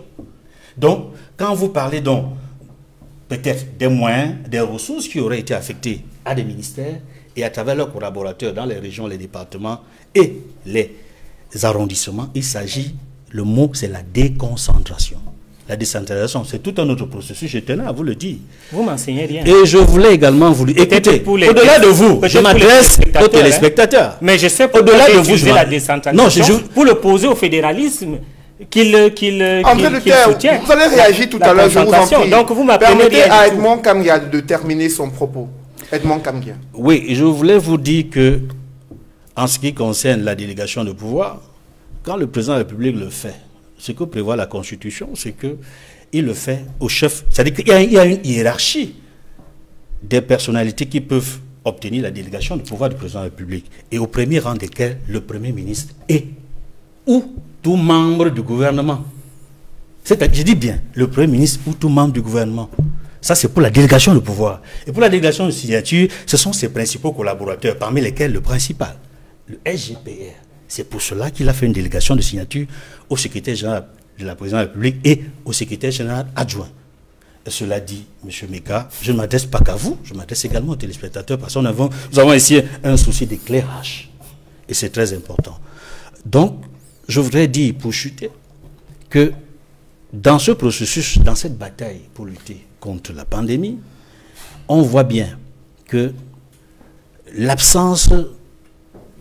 Et je le confirme, à la suite des autres panélistes ici, la non-présence permanente du chef d'orchestre brûle le travail pour lequel il a demandé au Premier ministre d'effectuer avec les autres membres du gouvernement. Parce que s'il était véritablement présent, il n'y aurait pas cette cacophonie au sein du gouvernement. Cette désunion. Cette désunion. Il n'y aurait pas ce bras de fer permanent entre le SGPR et le Premier ministre, chef du gouvernement. Parce que celui qui doit arbitrer ça, on ne le voit pas. Alors justement, André Luther, des Camerounais qui continuent de s'interroger sur la non-présence permanente du chef de l'État et des rivalités entre ses plus proches collaborateurs. Est-ce que cela risque d'impacter sur l'enquête judiciaire en cours? Cette rivalité entre le Premier ministre, chef du gouvernement, coordonnateur du comité interministériel de lutte contre la pandémie de Covid-19 et le secrétaire général de la présidence de la République qui est à la tête de la task force pour lutter également contre la pandémie de Covid-19. Est-ce que pour vous, ces rivalités risquent d'impacter sur l'enquête judiciaire en cours ou des membres du gouvernement sont déjà auditionnés? Je voudrais d'abord clarifier un certain nombre de choses et rassurer M. Edmond Kamgia que j'ai fait option français jusqu'en thèse de doctorat où je suis inscrit, donc je connais très bien le français. Et lorsqu'un homme politique choisit le terme des mots, je sais ce que parler veut dire. J'ai parlé de décentralisation pour l'opposer effectivement aux fédéralistes. Et je sais que, notamment, comme vous l'expliquez tout à l'heure, la délégation de signature entraîne la délégation de pouvoir. Non, je veux revenir là-dessus. Oui, c'est important pour faire ce n'est pas juste ce que parce que j'ai la Constitution sur la main. Article 10, alinéa 2. Oui, si vous le permettez, avant qu'elle termine, je clarifie ce point précis. Nous allons revenir. J'ai dit je clarifie ce point précis aux téléspectateurs. Pour contredire ce que M. Meka dit, il a dit que la délégation de signature entraîne la délégation au pouvoir. J'ai dit non, parce que voici la Constitution, article 10, alinéa 2. Le président de la République peut déléguer certains de ses pouvoirs au Premier ministre, aux autres membres du gouvernement et à certains hauts fonctionnaires de l'administration d'État dans le cadre de leurs attributions respectives. En cas d'empêchement temporaire, le président de la République charge le Premier ministre et en cas d'empêchement de celui-ci, un autre membre du gouvernement, d'assurer certaines de ses fonctions dans le cadre d'une délégation express. Ça, c'est la délégation de pouvoir. Je confirme tout ce que j'ai dit précédemment, que la délégation de pouvoir est faite par le président de la République au Premier ministre ou à tout autre membre du gouvernement. Membre du gouvernement, pas secrétaire général de la présidence de la République. Parce que le secrétaire général de la République n'est pas membre du gouvernement. Tenez-vous pour être dit. Il ne peut bénéficier, non pas de la délégation de pouvoir, mais de la délégation de signature. Je vous l'enseigne, M. Meka. Je suis en train Prenez des notes. Je suis en train de vous, M. Kamgia. Je parle même avec la Constitution en main. Monsieur Kamgia. Je ne suis pas en train de divaguer, monsieur. S'il vous plaît. Après vos explications, allez-y, Edmond Kamgia. La délégation. Sans vous tromper. Permettez à André Luther d'aller jusqu'au bout de son analyse. Edmond Kamgia. Oui, allez-y. La délégation de signature entraîne ipso facto la délégation de pouvoir. Pour la simple raison que vous avez la décision de décider en signant ou de discriminer les dossiers que vous ne pouvez pas décider. C'est le pouvoir. Je vous donne une explication politique pour que vous compreniez l'exercice du pouvoir. Vous comprenez? C'est important de le retenir. Quand vous avez la signature, vous avez le pouvoir. Je ne sais pas s'il faut le dire. Je vous parle du droit. Je vous enseigne le droit. Je parle en féfé. André Luther, ce qui est important, je vous parle du droit. Ce qui est important, Edmond Kamgia. je parle devant, vous êtes dans le Congo, s'il vous plaît, je vous parle devant un maire. S'il est loyal, je vous parle avec les textes. S'il vous plaît, je vous dis que quand on vous délègue la signature, vous avez le pouvoir. Donc, vous voulez que je parle en féfé? André Luther. C'est pas vrai ça. Je vous en prie. Oh là là. Vous avez la parole. Alors, vous venez de nous dire. Je voudrais vous dire que la délégation de signature que fait le chef de l'État entraîne une délégation de pouvoir. Or, dans la Constitution, il n'est pas prévu que le SGPR soit celui qui reçoit en priorité la délégation de pouvoir tel que prévu par la Constitution. Article 10 alinéa 2. Vous êtes en train de nous dire que le chef de l'État est en train de violer la Constitution du Cameroun en déléguant davantage de pouvoir au SGPR dans le cadre de l'exercice du pouvoir exécutif au Cameroun, pour qu'on comprenne bien. Non, je ne voudrais pas être dans le populisme et dans l'amalgame. Nous sommes dans un débat conceptuel et dans l'essentialité des mots. Je suis en train de dire, je le dis devant tous les Camerounais, que quand vous avez la délégation de signature, vous avez le pouvoir. C'est-à-dire qu'on vous cède un pouvoir de gérer certains dossiers et de discriminer un certain nombre de dossiers de votre choix. Donc, on appelle ça le pouvoir. C'est important qu'ils le sachent. La deuxième des choses que je voudrais dire, c'est qu'il n'y a pas conflit dans le gouvernement. Chacun joue son rôle et sa partition. Ce que je sais, c'est que le Premier ministre gère la coordination du gouvernement et le secrétaire général de la présidence fait le suivi des instructions. Il gère l'argent, lui. Fait le suivi des décisions. Il fait le suivi des décisions du chef de l'État. Et quand vous faites le suivi, effectivement, vous devez faire le suivi. Et le suivi peut s'avérer comme une inquisition, comme une pression. Parce que dès lors que vous avez votre patron qui vous dit de suivre les décisions qui ont été faites, mais il peut vous être amené de suivre les décisions nettement qui ont été instruites par le président auprès du Premier ministre. Donc, il ne faudrait pas qu'on enfume les Camerounais sur opposer le Premier ministre au secrétaire général, opposer le TCS à la Chambre des comptes. C'est un jeu malsain de politiciens dont je ne voudrais pas entrer dans cette foire à crabe. Mais ce que je voudrais vous dire, qui est important, et quand je vois l'axe de la communication de cette émission, c'est d'opposer le Premier ministre au secrétaire général, c'est d'opposer la Cour des comptes au TCS. C'est malsain. Chacun joue son rôle. Et chacun doit jouer son rôle. Le problème que j'ai aujourd'hui avec la communication de l'opposition, c'est de faire croire que le rapport qui a été donné par la Chambre des comptes est un rapport définitif et tout le monde est voleur et tout le monde doit être arrêté. Je dis non. Il faut respecter le processus de la justice et que la justice donne le verdict pour qu'on puisse dire que tel est coupable, tel n'est pas coupable. Voilà ma communication. Maintenant, les élucubrations de mon grand frère Edmond Kamgia, bon, ça l'engage. Hein. S'il veut jouer à celui qui connaît les lexiques des mots et les contextes, c'est son problème. Mais c'est important qu'il retienne que quand vous... Si M. Tchunko vous donne la délégation du pouvoir, de signature, vous a donné le pouvoir. Vous voulez que je le répète encore en quelle langue? Alors, après vous, Engelbert Le Dachua, ces rivalités entre membres du gouvernement, pour le RDPC, cela n'existe pas. Il y a une coordination qui montre une cohésion au sein du gouvernement et la justice est en train d'enquêter sur les responsabilités et les circuits de détournement des fonds publics et en l'État ne pourrait jeter l'opprobre sur le gouvernement. Comment vous appréciez ces différentes attitudes de ces membres du gouvernement dans un contexte de fébrilité, de crise sanitaire et de forts soupçons de détournement des deniers publics? Il y a un constat. Il y a un constat qui est clair.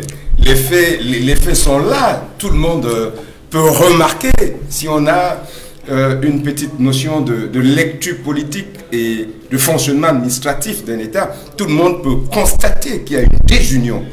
On n'a pas besoin d'aller à la Sorbonne pour le comprendre. Et quand vous voyez tout ce qui se passe de malodorant, c'est-à-dire tous ces documents qui se retrouvent sur la place publique, sur les réseaux sociaux, c'est encore la preuve de cette désunion. Vous avez introduit cette émission par une ministre. Oh, peut-être je vais finir par tomber amoureux d'elle. Ah bon? Vous avez commencé cette émission par introduire une ministre en disant que elle n'est responsable de rien, que ce sont ses directeurs, machin. Alors, comment est-ce que la justification d'une ministre à l'encontre de ses collaborateurs peut se retrouver sur les réseaux sociaux? Mais c'est de la désunion. Je ne sais pas comment je vais le dire, c'est M. Meka qui aime parler de langue, je ne sais pas en quelle langue je vais le dire. Non, mais tout ceci c'est quoi? Tout ceci c'est l'échec patent d'un système que l'on voit aujourd'hui. C'est-à-dire qu'on a un gouvernement qui n'a plus de complexe à cacher son incompétence. Chez eux c'est normal. C'est-à-dire que M. Meka ne puisse pas comprendre qu'il y ait un SGPR qui écrit à un ministre de la Santé comme s'il écrivait à un planton que je te recommande des marchés suivants de tel montant à telle entreprise. De signer. Et il ne comprend pas qu'il y a quelque chose qui ne va pas. Il ne comprend pas que le SGPR, même si administrativement il doit le faire, c'est-à-dire le SGPR écrit au secrétaire général des services du Premier ministre pour information du Premier ministre. C'est normal. Mais allez voir les sujets pour lesquels le SGPR écrit au Premier ministre. Mais c'est alarmant. Et quand nous on pose la question de savoir, Cameroun, qui dirige? Bon, je crois qu'aujourd'hui, dans les réseaux sociaux, on constate qu'il y a une photo qui est présente. On constate à toutes vos cérémonies qu'il y a une photo. Même dans tout ce qui peut être aujourd'hui, conférence, machin, c'est des photos. Cameroun qui dirige? Si c'est M. Ngongo, M. Meka, organisez des élections anticipées, si vous voulez, présentez-le comme votre champion, avec des élections libres et transparentes. Mais pourquoi vous êtes en train de berner le peuple? On a un Premier ministre, monsieur, et vous voulez m'expliquer avec des signatures qui deviennent pouvoir signature, que le Premier ministre ne vaut plus rien au Cameroun, parce que c'est de ça qu'il s'agit. On a un Premier ministre qui ne vaut plus rien au Cameroun. J'ai peut-être rigolé tout à l'heure en disant il gère les papiers et que l'autre gère l'argent. Mais c'est pas faux. C'est quoi l'idée d'une task force pour la CAN? Une task force qui nous a fait perdre de 3 000 milliards avec une CAN qui a glissé. C'est quoi l'idée d'une task force pour lutter contre la Covid alors qu'il y a un coordonnateur de la riposte contre la Covid? Et vous voulez nous expliquer que tout est uni, tout est beau, tout est bien. Ah non, arrêtez de vous foutre la gueule des Camerounais. Arrêtez. Des vies humaines sont en jeu. Des vies humaines. On vous a même laissé avec la mauvaise gestion du Cameroun habituel. Eau, électricité, CNI, passeport, on a même oublié ça. Mais la Covid au moins, mais concentrez-vous là-dessus, bordel. On ne vous demande pas tout en même temps. Vraiment, le courant, on a oublié. L'eau, on a oublié. Les CNI, les passeports, on a oublié. C'est pas un meeting. Mais là, ben je sais que c'est pas un meeting. Quand vous parlez, c'est un meeting. Soyez sérieux quand vous parlez. Quand vous parlez, c'est un meeting. Donc c'est de ça qu'il s'agit. Non. On n'est plus dirigé. Maître Tsapi a posé la question. Monsieur Kambia a posé la question. Qui dirige le Cameroun? Où est le chef d'orchestre? Mais vous avez vous-même constaté que ces dernières semaines, le chef de l'État reçoit des ambassadeurs des pays amis et il a délégué le secrétaire général de la présidence de la République pour le représenter à la rencontre extraordinaire des chefs d'État des pays africains membres de la commission du bassin de lac Tchad au Nigeria. Cela montre bien qu'il y a un président de la République qui instruit ses collaborateurs de mener des actions en son nom. Pour vous, cette démarche-là, est-ce qu'elle est idoine face aux crises multiformes que le Cameroun rencontre? Vous pensez que ça fait sérieux? Je vous donne une image. Je vous donne une image. Il y a une attaque de nos soldats en zone anglophone. 25 blessés, 10 morts. C'est quelque chose d'extrêmement grave. Pas de mots de compassion du chef de l'État. Et le lendemain, on le voit recevoir un tantampion. Pire encore, des centaines de Camerounais meurent de Covid. Pas un mot de M. Biya. Et le lendemain, on le voit recevoir un émissaire de la Guinée équatoriale. Vous pensez que ce monsieur respecte? Continuez à les appeler tantampion. C'est pas lui que j'ai appelé tantampion. Ne me prêtez pas Continuez à appeler les ambassadeurs tantampion. Ne me prêtez pas les mots. C'est ça le MRC. Hein? Alors, donc, vous pensez que ça fait sérieux? Non. À un moment donné, des Camerounais, je dis toujours, doivent prêter attention à ce qui se passe. Il se passe quelque chose. Il se passe quelque chose. On ne peut pas être autant absent et n'apparaître à chaque fois que pour quelques petites photos de 2 minutes ça. Et on est reparti. Alors, après vous, Engelbert, Maître Lavoisier Tsapi, vous souhaitez dire un mot sur ce débat? Oui, je crois qu'il faut être très clair. Monsieur André Lutemeka se trompe. Sur quel point? La délégation de signature n'emporte pas délégation de pouvoir, s'il vous plaît. Vous donnez ni en droit, éléments d'explication. Ni en droit, ni en politique. Prenez le rapport des comptes. Quand il est adressé au chef de l'État, quand le chef de l'État veut l'envoyer au ministre de la Justice, il dit à son secrétaire général, signez-moi une lettre de transmission. Parce que dans la délégation de pouvoir, vous avez la possibilité de prendre les décisions. Dans la délégation de signature, vous n'avez aucun pouvoir de décision. Voilà la différence. Et ce que nous constatons, c'est quoi? Et j'ai pris par exemple le rapport des comptes. Le secrétaire général de la présidence peut signer des lettres de transmission. Il peut signer des documents de transmission d'instruction. Mais il ne prend aucun, il n'a aucun pouvoir de décision. Le pouvoir de décision appartient au seul chef de l'État, qui peut le déléguer au Premier ministre ou à un ministre précis. Par exemple, lorsqu'il faut signer une convention internationale de prêt, le président de la République, par une ordonnance, demande au ministre de l'aménagement du territoire signer telle convention. Ça, c'est une délégation de signature qui donne le pouvoir d'accepter un prêt qui est fait ou un don qui est fait par un organisme international. Donc, entre la délégation de signature et la délégation de pouvoir, il y a une différence au niveau de la décision. Le gars qui a la délégation de pouvoir a le pouvoir de décision. Celui qui a la délégation de signature n'a aucun pouvoir de décision. Mais qu'est-ce que nous constatons? On constate qu'au Cameroun, le secrétaire général de la présidence a détourné cette délégation de signature pour prendre le pouvoir et pour devenir un chef d'État bis. Mais il indique plusieurs fois qu'il agit sur instruction du chef de l'État. Est-ce que vous pensez que le chef de l'État peut lui donner des instructions de mener telle action et telle autre, puisqu'il indique clairement dans toutes ses correspondances? Mais c'est ça que j'appelle détournement de pouvoir.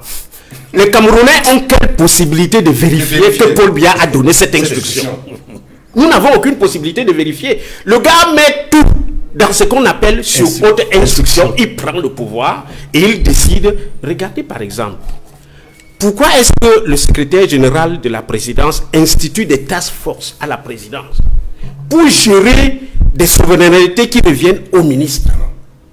Par exemple, pour la CAN, il dit, bon, l'argent de la CAN, c'était plus de 1000 milliards, machin et tout ça là, c'est moi qui gère. Il y a la task force. Récemment, l'argent du Covid, il crée une task force, c'est moi qui gère. Il devient le ministre de la Santé. Il prend le pouvoir. Et l'autre chose qu'il faut constater, c'est que cette prise de pouvoir par Ferdinand Ngongo a transformé le chef de l'État en un chef d'État protocolaire. Tout ce qui reste au président de la République, honorifique. Il reçoit quelques personnalités, ainsi de suite. Et puis même quand il faut qu'un ministre se déplace, c'est Ferdinand Ngongo qui dit que sur haute instruction du président de la République, tel ministre allait le représenter. C'est lui qui décide. Donc il a transformé cette délégation de signature qui était purement protocolaire en une prise de pouvoir. Et c'est pour ça que Ferdinand Ngongo, redoutant le Premier ministre, qui a le pouvoir constitutionnel, et que nous jugeons même un peu transparent dans la gestion des affaires publiques. Moi je suis opposant, je dois le reconnaître, que le Premier ministre veut que les affaires marchent, mais le secrétaire général de la présidence le combat parce qu'il redoute que ce monsieur peut un jour le challenger pour le remplacement du président Paul Biya. On ne fera pas. On ne fera pas. Et quand on parle de la cohésion gouvernementale, mais écoutez, de quelle cohésion gouvernementale parlez-vous? Le ministre de la Justice n'a jamais assisté à un conseil de cabinet convoqué par le Premier ministre. C'est le journal Jeune Afrique qui l'a indiqué, mais dans les couloirs du ministère de la Justice, on indique que plusieurs fois, Laurent Esso a eu à assister à ce conseil de cabinet présidé par le Premier ministre, chef du gouvernement. C'est quand le secrétaire général de la présidence écrit directement au ministre, sans passer par le Premier ministre. Est-ce qu'il y a encore cohésion gouvernementale? Donc je pense que l'administration publique au Cameroun est devenue un fou. Elle est entrée dans un désordre infernal que le SDF critique et dénonce. Alors on ne fera pas. Et cela se passe parce que le chef d'orchestre, comme nous le dénonçons, n'existe plus, ne fonctionne plus. On ne fera pas un procès d'intention. On ne fera pas un procès d'intention pour préciser. Vous allez réagir, André Luther. On ne fera pas un procès d'intention. Secrétaire général de la présidence de la République du Cameroun concernant ses rapports avec le Premier ministre ou ses ambitions présidentielles présumées. Alors, André Luther Meka, il y a quand même des critiques de la part de l'opposition sur un certain nombre d'actions menées par ses proches collaborateurs du chef de l'État qui donnent le sentiment que le chef de l'État est devenu un président qui s'occupe essentiellement des rencontres protocolaires, mais qui n'agit plus dans le quotidien des Camerounais. Je voudrais d'abord, de ma petite expérience de fonctionnaire, rassurer les Camerounais qu'aucun haut commis de l'État ne peut prendre une décision sans s'en référer au chef de l'État. Au risque que cette émission se transforme en coup théâtral, il faut que je rassure les Camerounais de cela. C'est important parce que s'il le faisait, c'est que le chef de l'État aurait déjà réagi. Je voudrais également signifier ici... C'est très grave ça. Non, je le dis. Et je voudrais signifier ici également que tout ce qui est fait dans le cadre des courriers, notamment des hauts commis de l'État, sont sur instruction de leur patron, notamment aussi du chef de l'État qui instruit son proche collaborateur de faire des courriers. Donc, si les gens veulent mettre le secrétaire général de la présidence au grill, qu'ils ne se lancent pas dans la logorée, notamment dans les invectives, qu'ils apportent les preuves du fait qu'ils prennent des décisions sans s'en référer au chef de l'État. Parce que moi je parle et j'aimerais débattre avec les preuves. S'il n'y a pas de preuves, je crois qu'il faudrait, toute proportion gardée, prendre, n'est-ce pas, un certain nombre de réticences et de gants quand on prend un certain nombre quand on dit un certain nombre de paroles. Et je ne voudrais pas que cette émission ressemble à une émission qui voudrait opposer les hauts commis de l'État et, n'est-ce pas, les instances des institutions de la République. C'est important de le préciser. Je voudrais dire, et je reviens là-dessus, que dans la gestion et l'exercice du pouvoir, lorsque vous avez un certain nombre de délégations de signatures, vous avez effectivement du pouvoir et vous participez à l'exercice du pouvoir. Parce que je le dis, parce que lorsque on me délègue des signatures, on délègue des signatures au maire, nous savons ce qui en retourne par rapport, n'est-ce pas, à cette délégation de signatures. Donc, il ne faudrait pas que le maire aujourd'hui, pour des politiques politiciennes, ne puisse pas effectivement dire ce qu'il fait lorsqu'il a souvent des délégations de signatures et comment cela se passe. Je ne voudrais pas qu'il y ait une politique politicienne. Alors, je voudrais conclure. Oui. Je voudrais conclure en ce qui se passe en disant que il faut faire attention lorsque les gens disent que le Cameroun n'est pas gouverné. Et j'insiste là-dessus parce qu'on ne gouverne pas avec la présence physique. On gouverne dans les décisions, dans la prise des décisions, dans le suivi des décisions et dans l'atteinte des objectifs. Et je crois que le chef de l'État, jusqu'à preuve de contraire, est celui qui prend les décisions du Cameroun, est celui qui gère le bateau Cameroun. Et le Cameroun est bien géré, parce que nous passons de victoire en victoire. Nous passons de victoire en victoire. Attention, lesquelles victoires? C'est un slogan qui est protégé. Oui,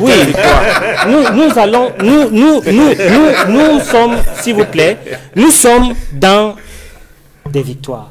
La victoire du Covid. Vous avez vu comment le Cameroun a surpassé, avec bien sûr la pharmacopée, l'hécatombe qu'on avait prévu. L'OMS avait prévu l'hécatombe en Afrique. Vous avez vu comment nous avons pu surpasser cela. Vous avez vu comment... Avec la pharmacopée, je n'ai pas bien compris. Qu'est-ce qui s'est passé avec la pharmacopée? Mais il y a eu bien sûr la mise en contribution, n'est-ce pas, de Monseigneur Cléda, oui, et de tous les... Que le gouvernement n'a pas reconnu. Non, il a été reçu par le Premier ministre. Il a été soutenu. Et le gouvernement ne l'a pas soutenu. Il a été reçu. Le gouvernement ne l'a pas soutenu. André Luther a la parole. Il a été reçu par le Premier ministre. André Luther a la parole. Il a été reçu par le Premier ministre. Vous voulez que je vous parle... Vous voulez... J'ai de la réserve. Vous voulez que je vous dise... Oui, les Camerounais veulent savoir. Non, on ne dit pas tout en télévision, mais je vous dis qu'il a été reçu par le Premier ministre. Vous comprenez ce que ça veut dire? Donc, nous avons pu récupérer la presqu'île de Bakassi, qui a été longuement discutée. Nous avons pu mettre la sérénité au Grand Nord avec Boko Haram. Et je crois qu'en ce qui concerne le Nozo aujourd'hui, il y a quand même l'intégrité du territoire qui est préservée. Le chef de l'État fait un très bon travail. Alors justement, vous appréciez, André Luther, c'est la mauvaise foi. Vous appréciez le travail du chef de l'État, vous insistez sur la présomption d'innocence des membres du gouvernement impliqués dans la gestion des fonds Covid, mais le porte-parole du gouvernement n'a pas eu la même attitude vis-à-vis des militants du mouvement pour la renaissance du Cameroun qui passent déjà 8 mois en prison. Certains d'entre eux ont été arrêtés à leur domicile, d'autres n'ont pas marché en septembre 2020, mais ils sont toujours en prison, ça fait déjà 8 mois. Et aussi, la présomption d'innocence n'existe pas dans leur cas, ils doivent croupir en prison. André Luther? Je ne suis pas un juge, je ne suis pas un magistrat, mais il faudrait que les Camerounais sachent que le pays est géré et qu'on ne peut pas laisser les Camerounais déstabiliser le pays. Parce qu'il y avait une sorte d'allure ou de comportement, notamment illégaux, qui faisait en sorte que les gens se mettaient dans la rue sans pouvoir prendre l'autorisation du préfet, sans pouvoir respecter la procédure en la matière. Et lorsque vous vous attaquez de front, notamment à l'État, l'État réagit. Et nous savons, on a fait beaucoup de débats là-dessus, toutes les conspirations qu'il y avait pour déstabiliser le Cameroun, pour le chassement et autres. C'est des insurrections, c'est l'atteinte à la sécurité de l'État. Et dès lors que vous... Et vous, dans ce cas, il y a des preuves qui justifient que vous qualifiez les actes qui ont été posés par ces Camerounais qui sont toujours dans la ligne de la prévention depuis 8 mois. Est-ce qu'il y a eu des preuves de ce qui est un projet insurrectionnel de déstabilisation du pays, des éléments matériels qui prouvent cela? Tout à fait. Il y avait des postes qu'il faisait, notamment qui appelaient les Camerounais à se masser à la poste centrale pour la prise du pouvoir. Et bon, les gens s'amusent avec les réseaux sociaux, mais c'est des indices de preuves, notamment aux actes que vous posez. Il y avait des activistes qui se retrouvaient même à la poste centrale et qui appelaient les Camerounais au chassement. Ils ont appelé ça le chassement pour prendre le pouvoir. Et il y a également le fait qu'il n'y a pas d'autorisation de manifestation ou alors de déclaration. Dès lors qu'il y a une déclaration de manifestation, je crois qu'ils sont protégés par la loi. Mais c'est ce libertinage-là qu'il est important de pouvoir arrêter pour que les Camerounais sachent qu'il y a une loi il y a une réglementation pour pouvoir, n'est-ce pas, aller dans la rue. La rue est gérée. La rue est gérée. La rue n'est pas pour tout le monde. La rue est gérée par l'État. Donc, si vous obstruez notamment à la circulation des personnes pour des manifestations, il faut avoir nettement une déclaration. Donc, il faudrait que les Camerounais s'habituent à respecter les lois et la réglementation. Aujourd'hui, on veut les faire passer pour des martyrs. Non. Il faudrait que nous sachions que l'État est géré, le Cameroun est géré et qu'il faut respecter l'ordre établi. Après vous, André Luther, Engelbert Lebon d'Achua, pour vous, ces arguments justifient le maintien en prison de vos camarades politiques? Je suis très choqué de tout ce que je viens d'entendre. Je suis extrêmement choqué. Parce que je sais que de là-bas, ils sont en train de nous écouter. Mais je me demande bien ce qu'ils sont en train de penser de vous en ce moment. Monsieur Olivier Bibou-Nissak a été arrêté à son domicile devant femme et enfants. Aujourd'hui, il est en train de comparaître dans une procédure de flagrant délit de terrorisme. Monsieur Alain Fogué a été arrêté devant le domicile du président national parce qu'il venait calmer certains militants qui ont appris que la maison du président national a été encerclée. Il est poursuivi aujourd'hui pour terrorisme, c'est-à-dire qu'il risque la peine capitale. Monsieur Zamboué Pascal, qui est le coordonnateur national au MRC, a été arrêté dans un hôtel à Douala. Aujourd'hui, il est dans une procédure de flagrant délit pour terrorisme, la peine capitale. Vous avez décidé d'avoir le droit de vie et de mort sur les Camerounais. Mais ça ne va pas durer longtemps, M. Meka. Sentez-vous aise, parce que vous avez ce pouvoir-là aujourd'hui. Mais ça ne va pas durer longtemps. Vous pensez que vous aimez le Cameroun plus que Olivier Bibou-Nissak? Mais c'est qui les terroristes? C'est pas vous qui volez 180 milliards? C'est pas vous qui avez pour sport national tous les jours la prévarication? Vous pensez que vous aimez le Cameroun plus qu'Alain Fogué? Vous les appelez des terroristes, il y a la loi. Vous respectez quelle loi, monsieur? Vous respectez quelle loi? J'ai dit à un moment donné, ça va s'arrêter. Vous avez fait ça avec les anglophones? Ça a viré aujourd'hui au cauchemar. J'ai dit à un moment donné, ça va arrêter. Il faut arrêter avec ça. C'est plus de 147 Camerounais aujourd'hui. Des pères de famille, des mères de famille qui croupissent en prison. Parce que vous voulez pérenniser un pouvoir qui ne sert à rien aux Camerounais. Vous ne pouvez pas même parler de la loi, il faut la loi pour marcher. Quand vous marchez tous les jours, vous avez des autorisations, vous? Nous aimons autant le Cameroun que vous. On ne va cesser de vous le dire. Et je suis sûr que nous l'aimons mieux que vous. Vous ne pouvez pas, au nom de la contradiction, à chaque fois embrigader les gens. Mais vous vous prenez pour qui à la fin? Vous êtes plus Camerounais que nous? Dites-moi, monsieur. Monsieur Paul Biya pense qu'il n'est plus Camerounais que moi. Ce sont des invectives ou... Non, ce n'est pas des invectives. Monsieur, vous parlez aux Camerounais qui vous écoutent. Si c'est un débat ou ce sont des invectives. Vous parlez aux Camerounais qui vous écoutent. J'ai dit, j'ai 147 amis politiques en prison qui écoutent monsieur Meka traité de terroriste, machin, tout ça. Des gens qui ont demandé quoi? Des gens qui ont demandé à ce qu'il y ait simplement la fin de la guerre dans le nord-ouest et le sud-ouest. Des gens qui ont demandé à ce qu'on voit plus clair dans la gestion de plus de 3 000 milliards pour l'organisation de la CAN. Et vous venez les traiter de terroristes. Parce qu'aujourd'hui, vous avez un pouvoir, dans un pédantisme, vous les appelez des terroristes. La roue tourne, M. Meka. Après vous, Engelbert, Edmond Kamga, comment comprendre cette situation? Le maintien en prison de ces Camerounais, militants, activistes politiques, pour certains qui n'ont pas marché, d'autres qui ont manifesté pacifiquement, selon les observations faites par des ONG internationales, mais le gouvernement les considère toujours comme des présumés auteurs d'un projet insurrectionnel. Quel regard portez-vous sur cette situation aujourd'hui? J'ai un double regard sur la situation qui prévaut au Cameroun, notamment en matière de répression des droits et libertés. Le premier regard, c'est en relation avec l'image du Cameroun à l'extérieur, c'est-à-dire sur le plan diplomatique. Le deuxième regard est politique et concerne les rapports entre le pouvoir et l'opposition. Je commence par le premier regard, qui concerne la diplomatie, l'image du Cameroun à l'extérieur, pour dire que le Cameroun, une fois de plus, vient de rater l'occasion de se présenter comme l'État qu'il a toujours proclamé à l'extérieur.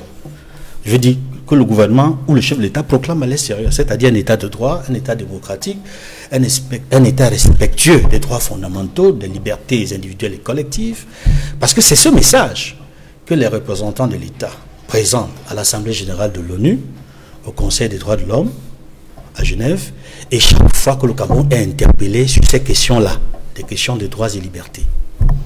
C'est également ce même message que le Cameroun, pour ses représentants, des diplomates dans les ambassades à l'étranger, présentent aux pays d'accueil lorsqu'ils ont des rencontres internationales sur ce que le Cameroun est en termes d'état de droit proclamé, qui malheureusement avec la réalité on constate qu'il y a un gros fossé.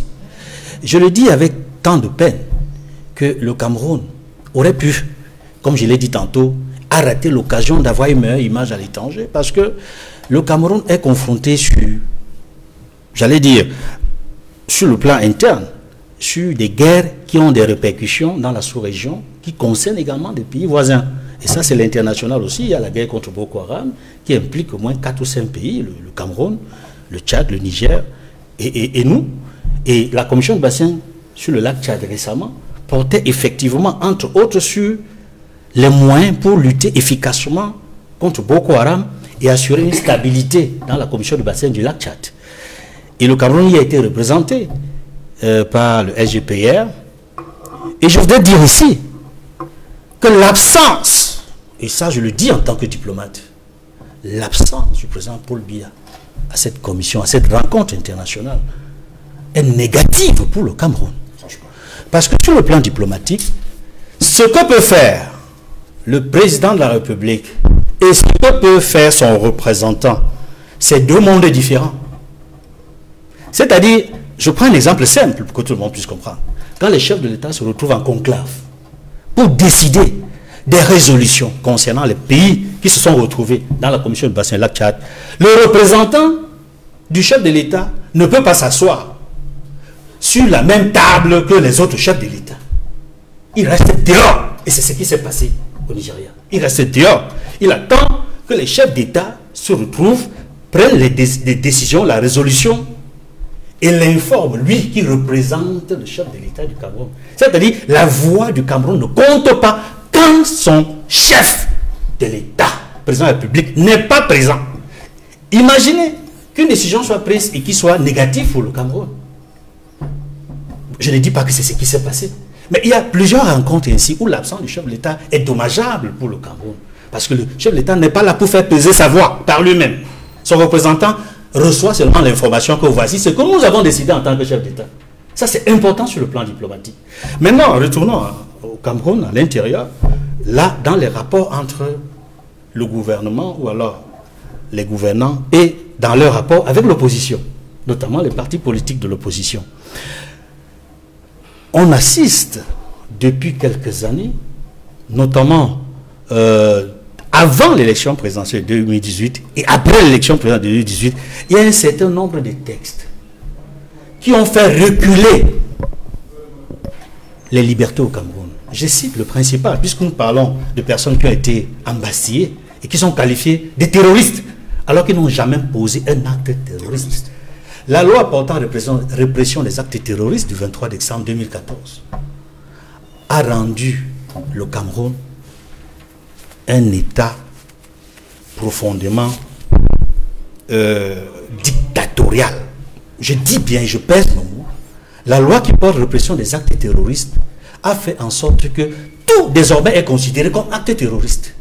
Notamment l'article 2 qui est très flou, qui met dans le même paquet les vrais terroristes, c'est-à-dire ceux-là qui agissent contre le Cameroun dans la guerre contre Boko Haram, ceux-là qui peuvent attaquer le Cameroun par des actes de terrorisme. Aujourd'hui, on y a inclus des éléments qui n'auraient jamais dû y figurer dans la loi portant répression des actes terroristes. C'est-à-dire que tout rassemblement, tout attroupement, toute réunion peut être qualifié d'acte terroriste. Même, on le voit aujourd'hui, on constate que certaines personnes qui ont été interpellées avant le 22 septembre, pendant le 22 septembre, ou après le 22 septembre, qui ont eu seulement l'intention de marcher et qui n'ont pas marché. Et ceux qui ont marché, quand je parle de marche, il s'agit de marche pacifique. Je répète bien, marche pacifique. Il n'y a pas de marche et le Cameroun a signé et ratifié des traités et conventions. Je dis bien a signé des traités et conventions, parmi lesquels des traités importants qui reconnaissent la marche pacifique. Le pacte international relatif aux droits civils et politiques, la charte africaine des droits de l'homme et des peuples, la charte africaine de la démocratie, des élections et de la gouvernance. Pour ne citer que ces textes-là, le Cameroun, même dans sa propre constitution, affirme, n'est-ce pas, son respect et son attachement aux libertés qui figurent dans la Déclaration universelle des droits de l'homme, dans la charte africaine des droits de l'homme et du peuple, et tous les textes et traités qui visent à respecter la liberté de réunion, la liberté d'association, la liberté de manifester, la liberté de presse, la liberté d'opinion et toutes ces libertés individuelles et collectives. C'est pour dire, dans cette deuxième partie de mon analyse, que ce qu'il convient de faire, enfin, je reviendrai là-dessus par rapport à ce qu'il convient de faire, mais c'est pour dire qu'en réalité, depuis 2014, ce texte-là qui a été promulgué, adopté au Parlement et promulgué par le président de la République sur la répression des actes terroristes, a les germes de la division, a les germes de la dictature, a ramené même dans le code pénal. En 1990, il y a beaucoup de textes qui ont été signés et il y a beaucoup de textes qui ont été adoptés, parmi lesquels les textes qui font disparaître l'état d'urgence, qui font la subversion, je veux dire, qui font disparaître la subversion. Mais la subversion est revenue, hein. La subversion est revenue et a été réinfiltrée dans le code pénal, qui fait en sorte que nous sommes aujourd'hui dans un cocktail qui fait en sorte que nous sommes retournés dans une législation de déception, dans une législation de peur. Si le Cameroun est en contradiction avec lui-même, c'est-à-dire s'il ratifie des textes qui expriment et valorisent la liberté, mais est incapable de les assumer en signant des textes locaux qui sont en violation flagrante avec les textes internationaux, ça pose un problème. Or, la Constitution du Cameroun a clarifié ce problème. C'est-à-dire que quand un État a signé et ratifié les textes internationaux, dès lors que ces textes ont été signés et régulièrement approuvés, ils rentrent dans le dispositif du droit camerounais et ils sont au-dessus des normes locales. C'est-à-dire qu'ils sont au-dessus des lois. Alors, après l'explication que vous donnez, Maître Sapi, que faut-il faire pour décrisper l'atmosphère politique au Cameroun? On le voit bien, le gouvernement se plaint des marches dites insurrectionnelles. Le MRC estime que ce sont des manifestations pacifiques qui étaient projetées pour dénoncer la mauvaise gestion du pays, et il constate que certains de ses camarades politiques qui n'ont même pas marché sont arrêtés depuis 8 mois. D'aucuns ont perdu leur emploi, leurs familles sont aux abois et ils sont dans des conditions difficiles. Pour vous, que faut-il faire pour décrisper une telle atmosphère? Ben, ça va être compliqué de répondre directement à votre question, parce que ce que je constate sur la scène politique camerounaise, c'est que ceux qui nous gouvernent sont allergiques à toute contradiction. Le président Paul Biya en 1983 disait que les Camerounais n'ont plus besoin d'aller au maquis pour s'exprimer. On se rend compte aujourd'hui avec le temps que c'était un discours mensonger. En 1990, 6 militants du SDF ont été tués pour qu'on accouche de la loi sur les réunions et les manifestations publiques, la liberté d'association et autres. Mais regardez ce qui se passe. Cette semaine, le SDF a célébré ses 31 ans d'existence. Le président régional du littoral, l'honorable Jean-Michel Nietzsche, est allé à IDEA pour célébrer cet anniversaire du parti avec les militants d'IDEA premier. Mais c'est le sous-préfet qui était premier sur les lieux, avec les forces de l'ordre, avec son véhicule. Il a barré l'entrée de la salle où devait se tenir cette manifestation pour dire qu'un parti politique n'a même pas le droit de fêter son anniversaire. Ce n'était pas une marche de subversion. Qu'est-ce que le sous-préfet faisait là avec les forces de maintien de l'ordre? Mais grâce à la témérité et au sens combatif de l'honorable Jean-Michel Nietzsche, ils ont dû replier et laisser que la cérémonie se tienne. Ce que je constate, c'est que les libertés pour lesquels les Camerounais ont versé leur sang ont été annulés par le gouvernement qui, lors de la loi sur le terrorisme en 2014, a repris l'essentiel des lois sur les libertés publiques. Et comme le dit Edmond, la loi de 1964, la loi de 2014 sur le terrorisme viole la Constitution. Donc le Conseil constitutionnel devait se réunir et se rendre compte que l'article 2 de la loi sur le terrorisme au Cameroun est un article liberticide. C'est un article qui bâillonne la liberté d'expression dans notre pays. Et parlant des militants du MRC, à l'Ouest Cameroun, il y a 32 militants du MRC qui comparaissent devant le tribunal militaire. Le MRC m'a sollicité pour leur prêter main forte, dont j'assiste à la défense de ses camarades. Sur les 32 qui sont traduits au tribunal militaire, il y a 7 qui sont en détention. Lorsque nous avons demandé la liberté provisoire de ces 7 militants, nous avons posé la question, mais vous avez arrêté 32 personnes qui ont commis les mêmes faits. Qu'est-ce qui justifie que 25 soient libres et que 7 soient en détention? Il n'y avait pas d'explication. Première chose. Deuxième chose, ces militants sont en détention depuis 8 mois. Pour des gens qui simplement sont descendus dans les rues avec les pancartes pour dire qu'ils veulent la transparence dans la gestion des fonds de la CAN et qu'il faut instituer et qu'il faut modifier le code électoral camerounais pour avoir un code électoral transparent. Ils ont fait des revendications politiques, mais ils ont été arrêtés. Ce qu'ils risquent au maximum, c'est manifestation publique, dont le maximum au terme de l'article 132 du code pénal est de 6 mois. Mais voilà des gens qui sont détenus depuis 8 mois et qui risquent 6 mois de détention. Ce n'est plus la justice. Et qu'est-ce que les civils cherchent devant le tribunal militaire? La charte sur la gouvernance que nous avons adoptée dans notre pays interdit que des civils soient jugés devant un tribunal militaire. Donc, je pense que c'est une honte pour notre pays. Ce que le SDF a demandé, tout comme dans la crise anglophone, c'est que le chef de l'État prenne son courage et ordonne la libération de tous ces citoyens qui sont des prisonniers politiques, je le précise bien. Les militants du MRC, c'est des prisonniers politiques qui ont été arrêtés à l'occasion de leurs activités politiques, qui ont été arrêtés à cause de leurs opinions politiques.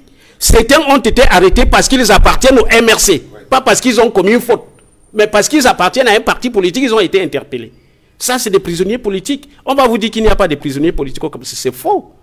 Donc, je pense que pour détendre l'atmosphère, le président de la République devrait ordonner que ces gens soient élargis. Et le président de la République doit demander qu'ils soient dédommagés. Parce que quand les gens sont détenus de manière illégale, irrégulière, pour des fautes qu'ils n'ont pas commises, le Code de procédure pénale a prévu une procédure d'indemnisation. Et la commission d'indemnisation a déjà été créée par le chef de l'État. Il faut d'abord que le président les élargisse et puis qu'on puisse les dédommager. Enfin, moi je pense que, et nous l'avons, le SDF l'a toujours soutenu, le président Paul Biya est l'unique chef d'État africain, je dis bien l'unique, qui en 40 ans de pouvoir ne s'est pas assis autour d'une table avec son opposition pour discuter des problèmes de la nation. Ça ne se fait pas. Comment un président de la République ne peut jamais s'asseoir comme ça avec ses opposants pour gouverner, pour débattre sur des problèmes cruciaux de la nation? Et ce n'est pas faute pour l'opposition de demander. Le chairman l'a demandé à plusieurs reprises, mais on ne l'a pas eu. Donc vous le souhaitez. Merci messieurs, c'est la fin de cette émission. Merci Angélbert Lebon d'Achoua et Maître Lavoisier de Sapi d'avoir participé à ce débat. Merci également à vous messieurs, André Luther Meka et Edmond Kamgia d'avoir participé à cette émission. Mesdames, messieurs, merci d'avoir suivi et merci de rester sur Equinox Télévision.